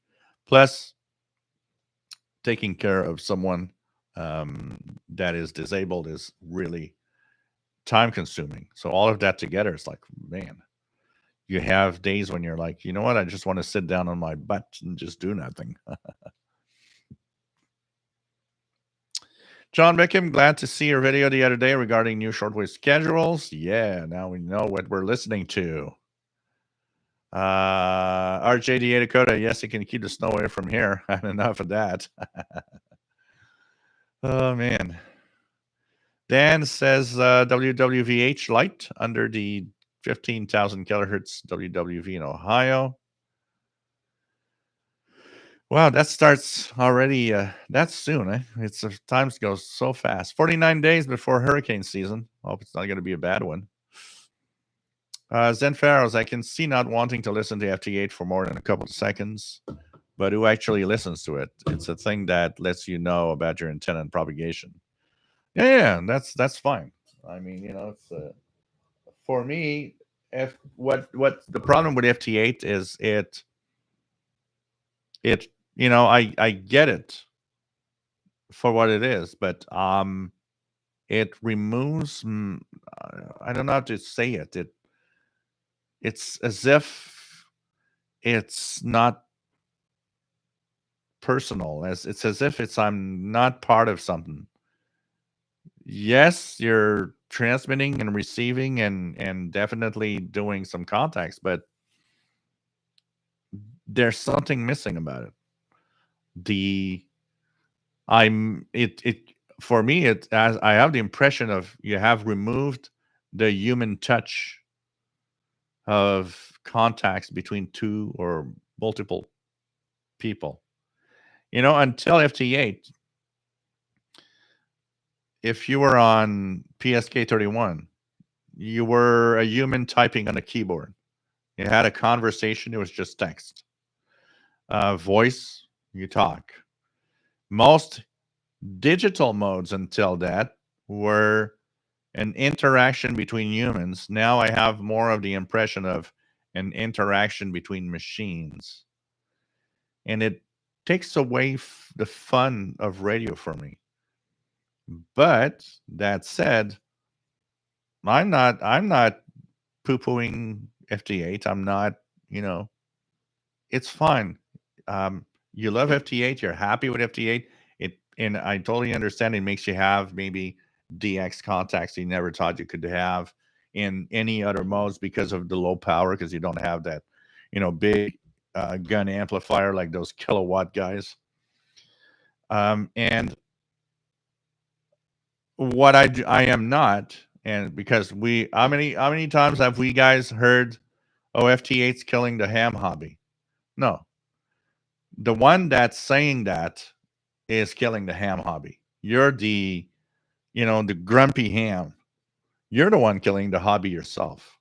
Stop, stop complaining that FTA is killing the hobby and call CQ. Do something.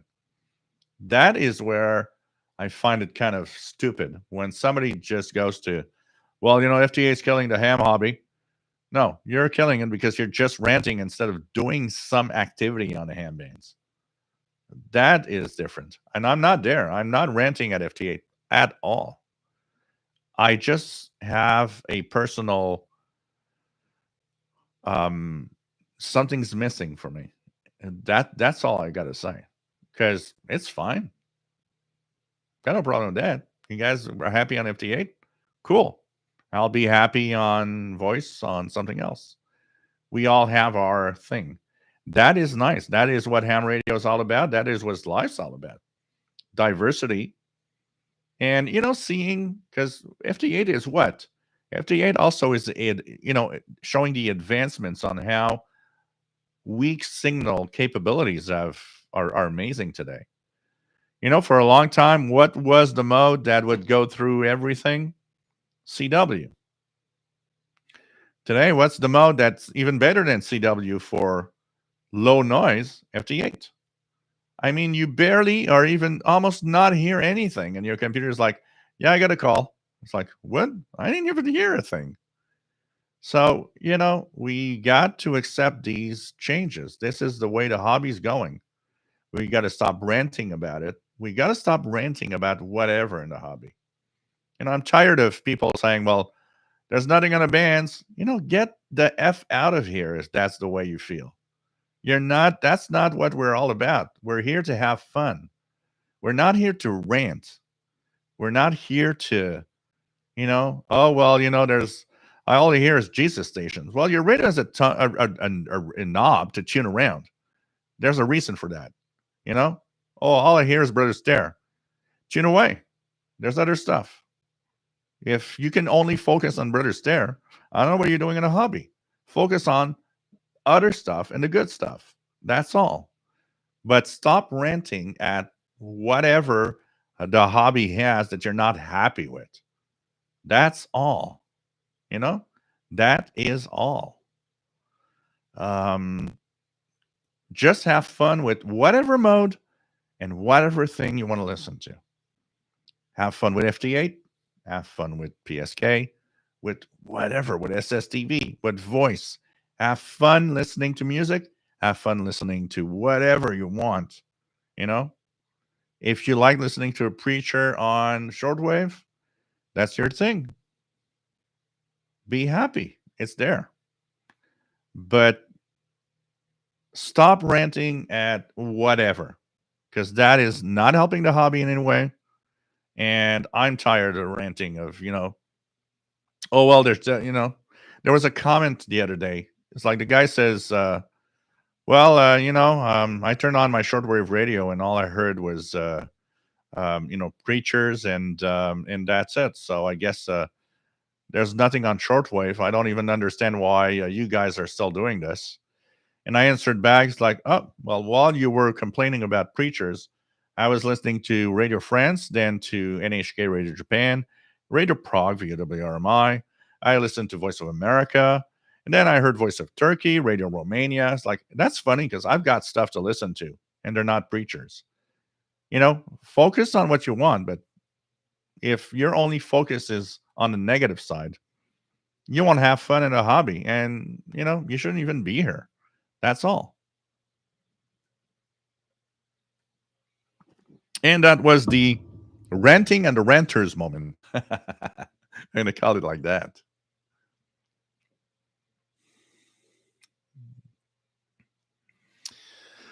Dr. Sissop, 2 meter and 440 is boring lately. Well, that's why you got to change it. You got to do something. Go on 2 meters or go on 440 and make it not boring. WRNCH head. I'm listening to this over Bluetooth on my 501X. You are a bad influence. I like that kind of bad influence. I am, though. I got a new radio because of you. Oh, sorry. Random Obvious, look forward to you on digital. I'm a huge fan of Yesu System Fusion. Sounds better than D-Star. Cool. At some point, I'll be there. I'm gonna check it out. What else do we have? Barry, FT8 removes the human factor. Yeah, there's something about it that I, find kind of not human. But once again, like I say, it's not my thing, but it's what a lot of people like. It's okay, and that's fine. That's fine. Maybe one day I'll do FT8 and I'll be like, I was so wrong because I can change my mind. Maybe someday I'll do I'll do FT8 one day. That's for sure. And when I do it, maybe I'm going to be like, oh, this is cool. Who knows? Keith Abbott, don't worry being late. It's all right. As long where I feel bad is when somebody gets into the show late and like I'm at the moment where I was going, well, okay, well, that was, we're going to say goodbye for tonight. And they're like, oh, yeah, look at there's 3 people that just got here now. And it's like, oh, God, it's over. Uncle Justin, nice to have you here from Western New York State. KB2RMC. Fashionably, I like that. Said Pharaohs, if you build your own equipment, FT8 is still the product of your human touch. If you don't, well, it's sort of a service you provide to people who do. Tristan, a fun stream tonight. Some good conversation. Take care, my friend from Newfoundland. Matt, that's really an attitude saying that there's no human factor to FT8. It's possible. It's possible. I just don't. It's just I don't feel it. That's all. I don't feel it. That's all. But like I said, I'm not here to. If you're happy in FT8, that's cool. That's cool. I just don't feel it. I watch it. I decoded it, and even if I try it, I know that I'm going to try it at some point. I don't know. It just doesn't turn me on. That's all.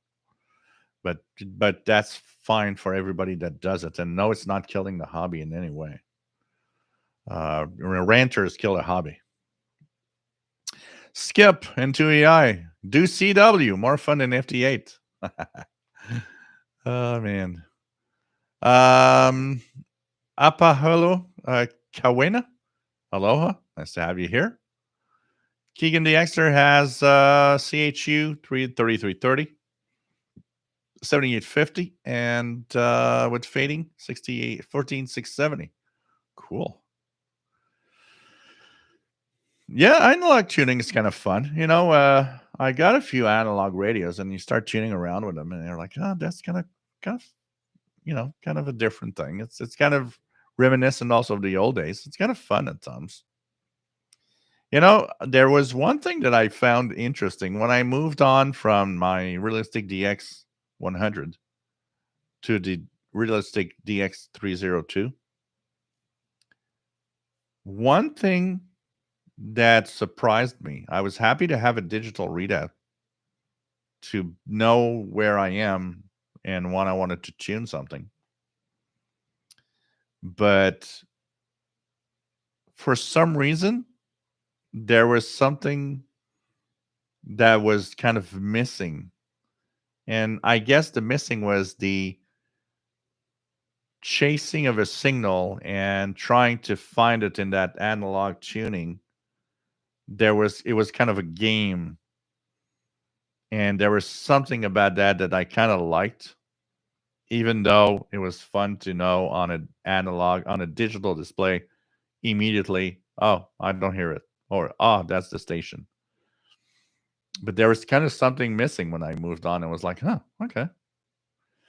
St. Pharaohs, well, I have to admit I haven't been a ham since 81, but as far as I can tell, 80 meters is for ranting. Well, it's for all sorts of things, you know. Sir Maximus Hardwood, love the crazies I hear on WWCR. Chastag, anyone interested on 22 April to 23 April 2022? Thunder over Louisville. Air frequencies will be very busy. Always great communications. Take care, Zen Pharaohs. It's nice to have you here.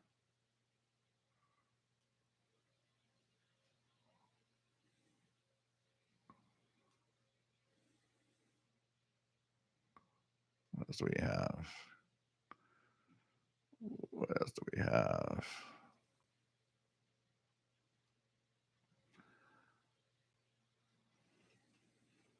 What else do we have? Paul Miller, nice to have you here. Yeah, like don't ham things up. Have fun and enjoy. Yep. RGA Dakota, shortwave is huge. There's all kinds of things to listen to. We all lost favorites over time. We gained new ones. I enjoyed the Australians on 20 last night. John Beckham, shortwave radio has something to offer everyone who has an open mind about the hobby. Yep. You know, it's more difficult. It's more difficult than it was. That's definite. And you have to take the time to take the time. You have to sit down and focus, and you'll hear stuff. But you know, it's obvious that um, noise levels around us are not helping. So you know, I can imagine somebody with a radio for the first time in his house trying to get, you know, especially the way you're advertised. You've got that radio with that world map around it, and it looks cool and fantastic. And I'm getting the world on this thing. And you sit down with that high noise in your home, and all you hear is 4 stations from the US that have Brother Stare. Yeah, I can understand that you might be like, what the hell is this? And should I return this now? Because you have to go beyond and have the learning of it. You know, the reason I answered that, I rarely answer negative comments on the channel because of you know, most of the time it's more of you know, it's useless and doesn't go anywhere. But sometimes when I have one like that, that's obvious that it's more of a troll ranting, meaning that it's somebody that's trying to put everybody down by a comment. I might sometimes just go and leave it there and say, well, that's weird because I got this today. It seems like there's stuff on shortwave to kind of counter, have a counterpoise if you want of the comments. Just yeah, definitely. I can imagine somebody going home with a radio and it's like, okay, that's not exactly what I was expecting. I was expecting to turn this on, and add to the fact how many people are buying a shortwave radio expecting it's like AM FM radio. You know, you turn it on, all the stations are there all the time, and you just go to your favorite frequency. And not understanding that, well, no, it doesn't work like that exactly. You know, what I think made it interesting in the days for people that didn't know what to do is that it was obvious that in 1975 or 1980, even if you didn't know what to do, you turned that thing on, the noise was low. There were tons of stations broadcasting to North America, for example. You definitely were hearing world radio. Definitely you were hearing all sorts of things. And you were kind of, oh, look at that, all of this stuff there, you know. And that has changed a lot. And today, that's what maybe makes it more difficult to, you know, one of the questions that popped up a couple of weeks or months ago, and I think it was on a CIDX meeting, was a legitimate question. A young say you got some 20-year-old guy that buys his shortwave radio for the first time, or first shortwave radio now today. What keeps him in the hobby? In 1982, I realized today my realistic DX100 is a crappy radio. In 1982, even a crappy radio was receiving tons of signals.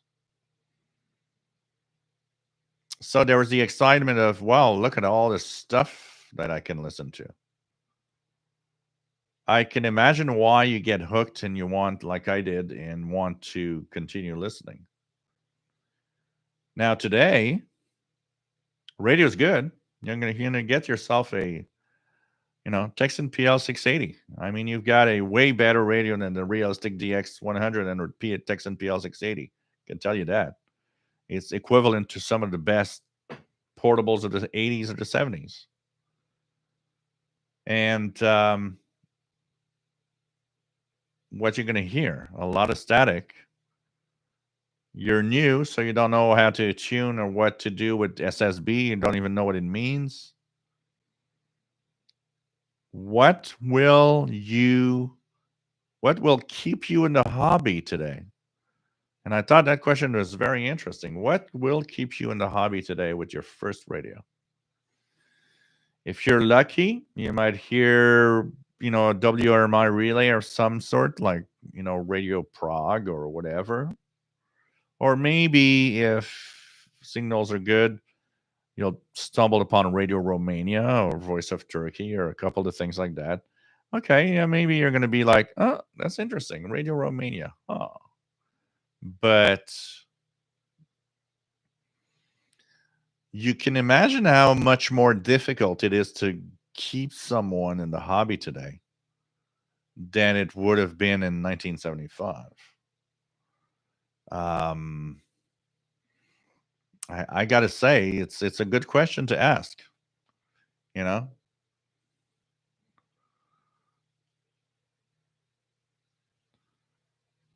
Anyways, I like to listen to Lady Counting in Spanish.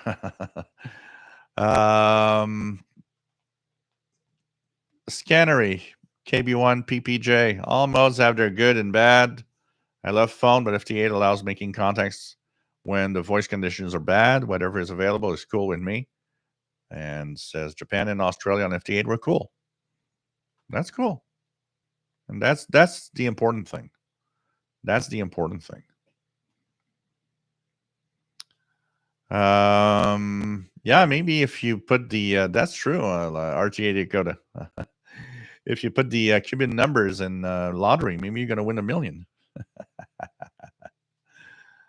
Oh man, the doctor says I'm going to fire up my old Superstar 360 FM, one of the first export radios in the late 80s. I have a feeling I need to recap it. Man.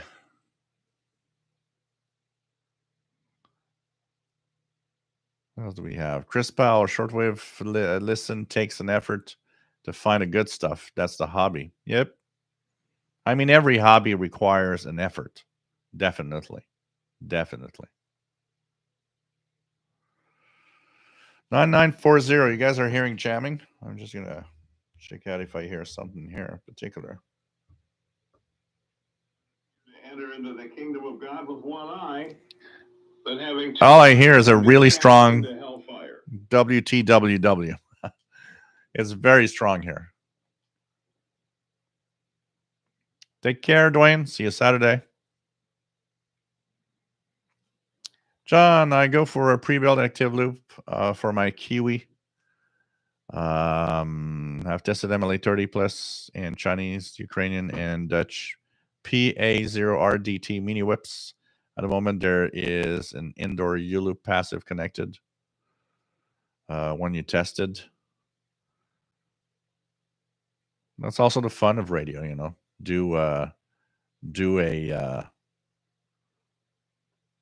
Be able to play around with antennas and stuff.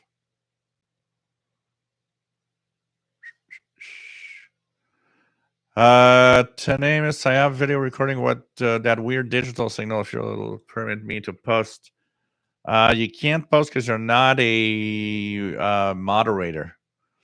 So, what you could do, you know what?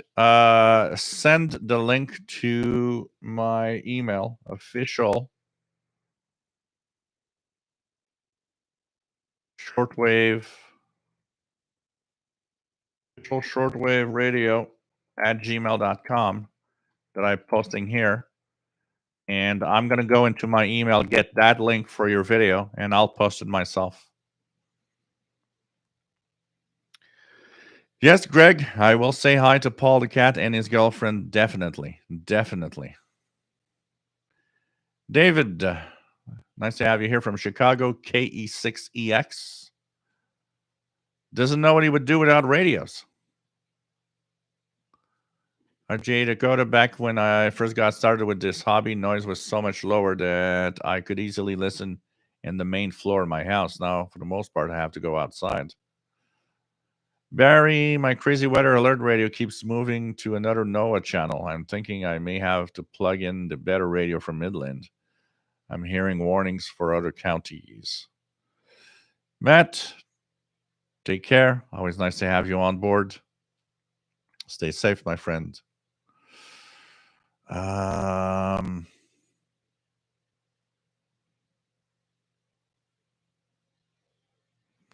Yeah, at some point I'll do something. I want to arrange something that on the ham channel where we could maybe do some kind of live contacts and demonstration of ham radio. I think it would be nice. I think it would be nice.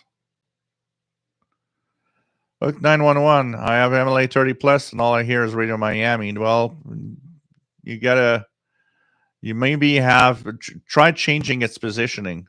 Maybe you're still in too high of a noise, but try different times and different frequencies. Look at shortwave schedules also.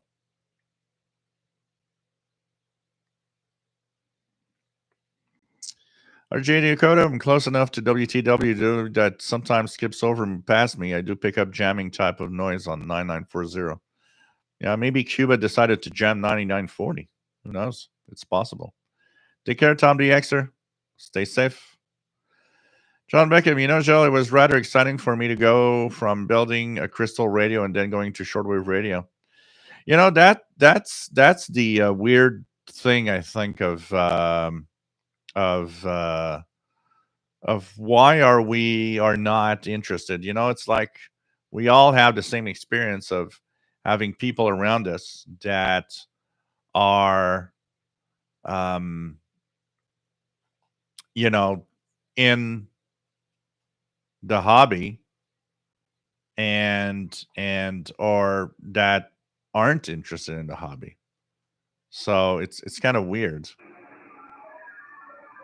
Oh yeah, that sounds like Olivia or something like that. I'm gonna post a link, guys. But I would not be surprised that's maybe Olivia 16500 or something like that. So this is the link to Tenamus video for the 80 meter digital mode. Sounds like some kind of Olivia or something close to that when I listen to that.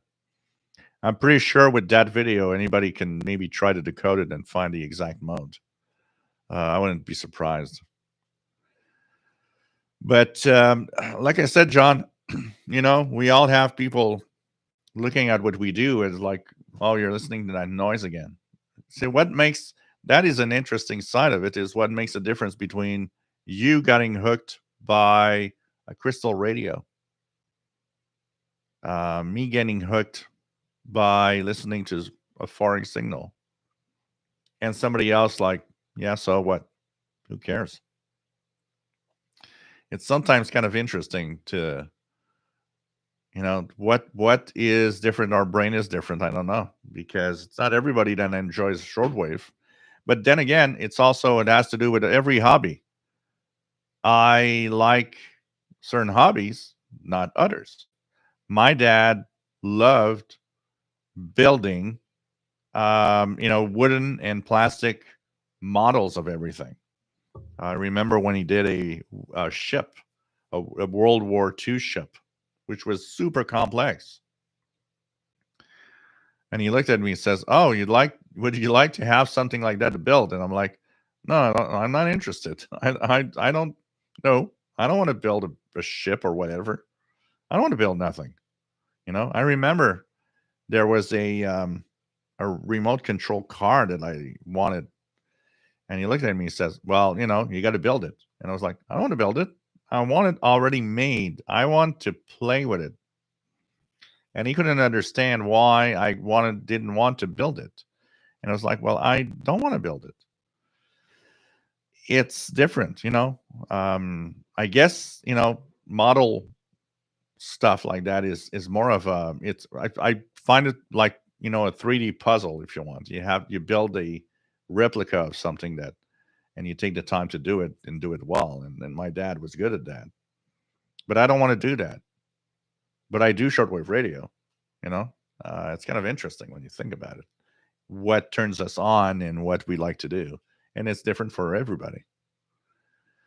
Chris Bell, when I was a kid, I had my first shortwave radio and heard WWV. I was hooked. Then I kept tuning ever since. I guess the mystery of it maybe also helped us stay, you know.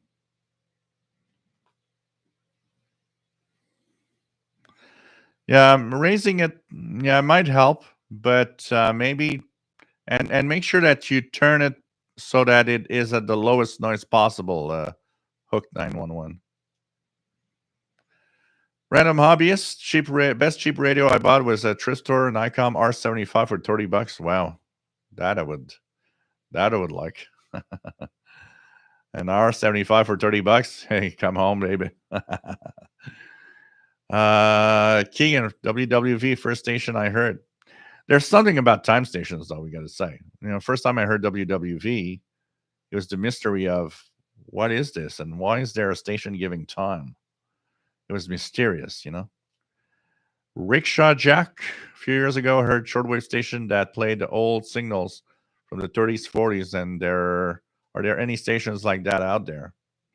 Old serials, all like the old time radio stuff. I've heard a little bit coming back on WWCR, and that's probably where you heard him because there was a lot on WWCR. There's a little bit on WBCQ, if I'm not mistaken. Maybe WBCQ would be the place where you could hear some.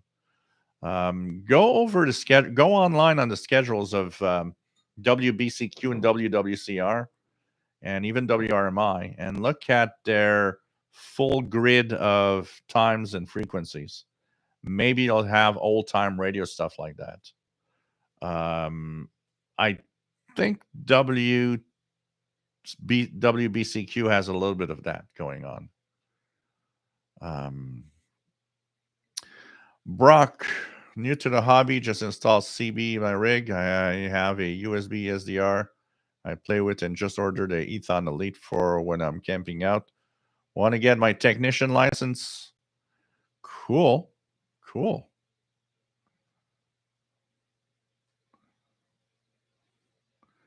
David, nope. That guy on WWV is a 24-hour. He can't go to sleep. Hi, JD Dakota. My first radio station on shortwave I ever heard was Radio Netherlands. I had built a crystal radio as well and found several stations on it. I was hooked. Hook 911. What is your favorite shortwave radio that can be purchased now? If money is no object, yeah, my favorite right now, the Texan H501X. If I had another choice, Texan PL 990X or Texan PL 680. If I had another choice, if muting is not an object, because the others I'm going to mention have soft mute when you tune. XH Data D808, great. Texan PL 330, great. Eton Elite Executive with SSB, pretty good. Texan PL 368, aka CountyCom GP7 SSB, pretty good. Very interesting form factor. These would all be very, very decent radios, honestly. Honorable mentions to the Sangean ATS 909X2. That one doesn't soft mute. These would be, radios I would say, and anything SDR like SDR Play RSP1A, things like that. You know, HF AirSpy HF Plus Discovery. They're good on shortwave, definitely.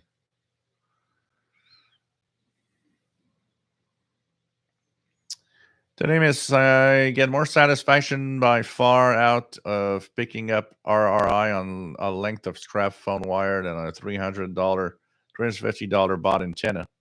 But I do have some bot ones as well. Yeah, well, I get one of the cool things about shortwave is that you don't necessarily need to pay for a made antenna. If you have low enough noise, playing around with length of wires and wire antennas. So, Greg should talk on your ham radio on your YouTube videos. Yeah, well, I do have the other channel, which is a ham channel now. That's where we're going to do something like that. We're going to have that happening. Maybe by the end of this month, we're going to have the return of the live show for a ham radio. I think we're going to check it out at that point. Barry's Happy's Midland WR120 weather radio still works. Cool. John Beckham, shortwave radio is very contagious as it continuously entertains each and every one of us at various levels. So, yeah, absolutely. There's a lot of stuff in there if you're interested, for sure. Random Hobbyist. A few years ago, I picked up two very old big floor radios. One was built in 1931. The other was built 1942. They both were great. Picked up a FM AM small transmitter and can play music. Cool. That's cool. Hey, Richard. Good evening. Nice to have you here from Albany, New York. W82157 is WL. Just joined the party. Pretty cool to have you here. I am sorry, but one of the things that I think I forgot tonight, and I'm thinking about it, and I don't think I can change. Can I? Let me change something here. Modify. Oh, maybe I could. Let me just check it out here. Let's hope I can. Because I forgot to put a check mark in keeping the chat after. Oh, it's there. Cool. Thank God. So it's going to be okay. The chat's going to be there after the show's over. Because I thought I'd forgot to click to have the chat after the show's over. So the chat would not have been there.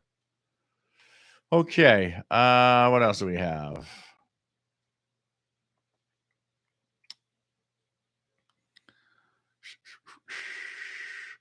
Random obvious on those radios. I often at Christmas play music on the radio, the old Christmas music from the 30s, 40s. I was listening. I don't know what a show I heard the other day on shortwave, and it was playing old big band music. And I thought this would be so appropriate to have an old tube shortwave radio that was at the time when Dad was play that music right now.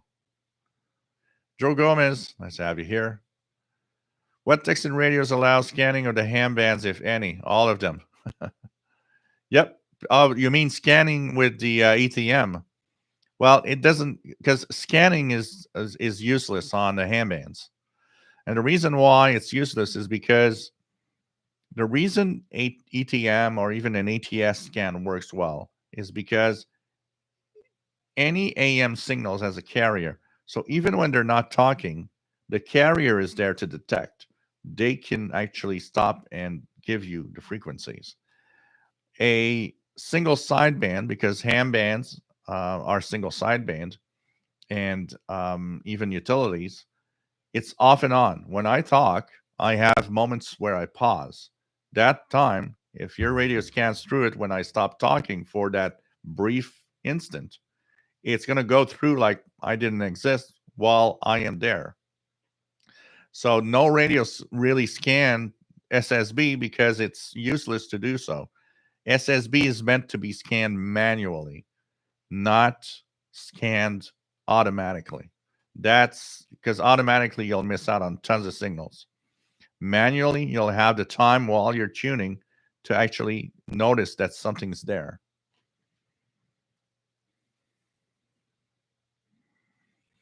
Paul Miller, I thought having a Philco pocket radio was a big thing back in the 50s, and it was just AM listening to WKNR and CKLW. Nothing like good old radio stations on AM. Random hobbies, something nostalgic about playing old music on very old floor radios. Yeah, definitely. I definitely agree.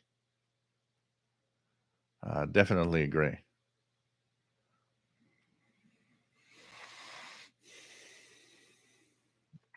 The name is Return of the Live Show. Sounds like a Comedy Central talk show.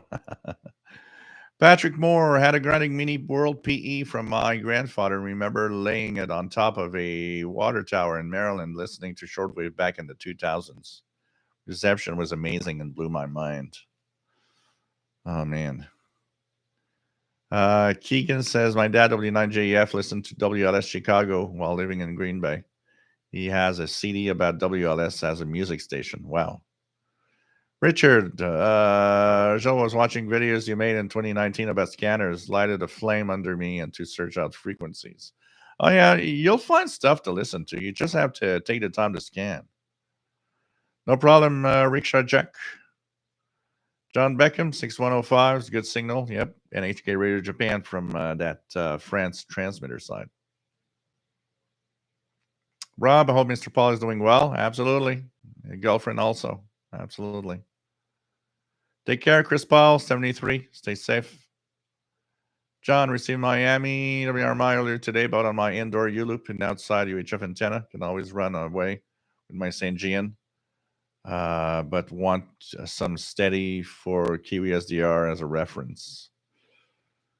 Because if you hear WRMI, you can definitely hear like Radio Romania, Voice of Turkey, stations like that. It's a little more difficult though, but you have to just look at the schedules. I think that's what you need to check out, what times and frequencies for different stations.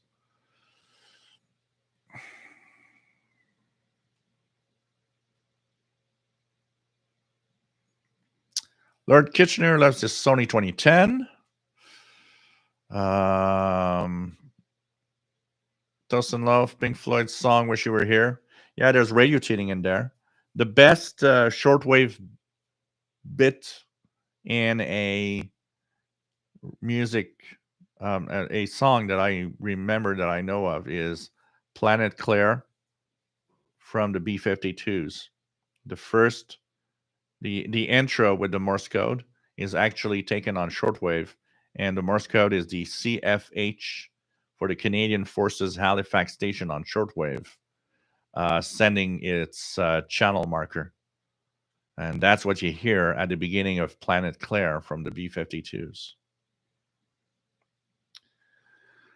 Today is scanning air traffic control is very much hit or miss as well, but it's doable since they're very consistent about frequencies. Brock, my friend bought an ETH-Kit GR24 in a state sale for $23 recently, but I haven't been able to find much on it other than ETH-Kit seems to be collectible. What else do we have? Yeah, quite a few people, Lord, have the Sony 2010. It was a very popular model back in the day.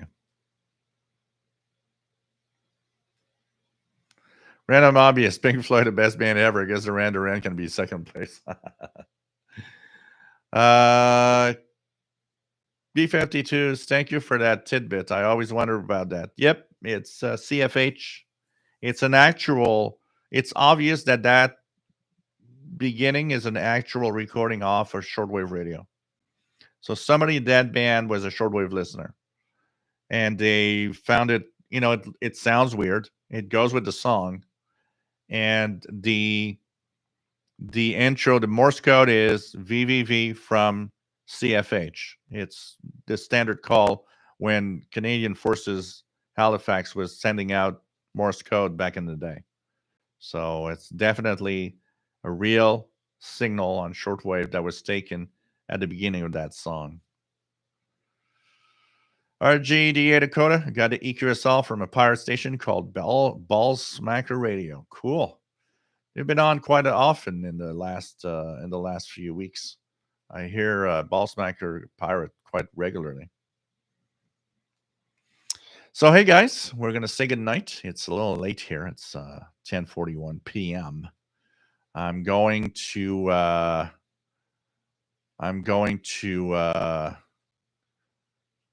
take care of myself and stay safe for the rest of the night. Maybe tuning shortwave a little bit, doing a little bit of stuff here and there, and hope that you enjoyed the show today.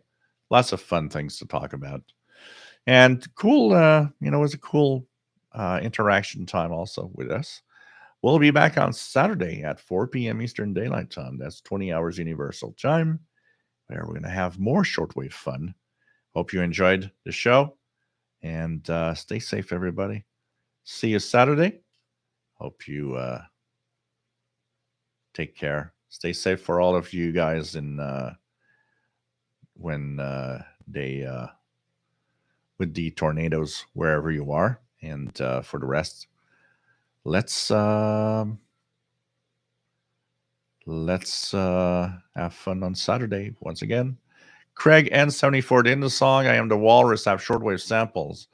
I don't know. I would need to actually listen to it. It's not impossible. I mean, there's I know that there's quite a few rock and songs from the past that incorporated radio bits here and there. So, I'm sure that there's a few of them that surely have either radio or shortwave radio audio clips in them, for sure. So,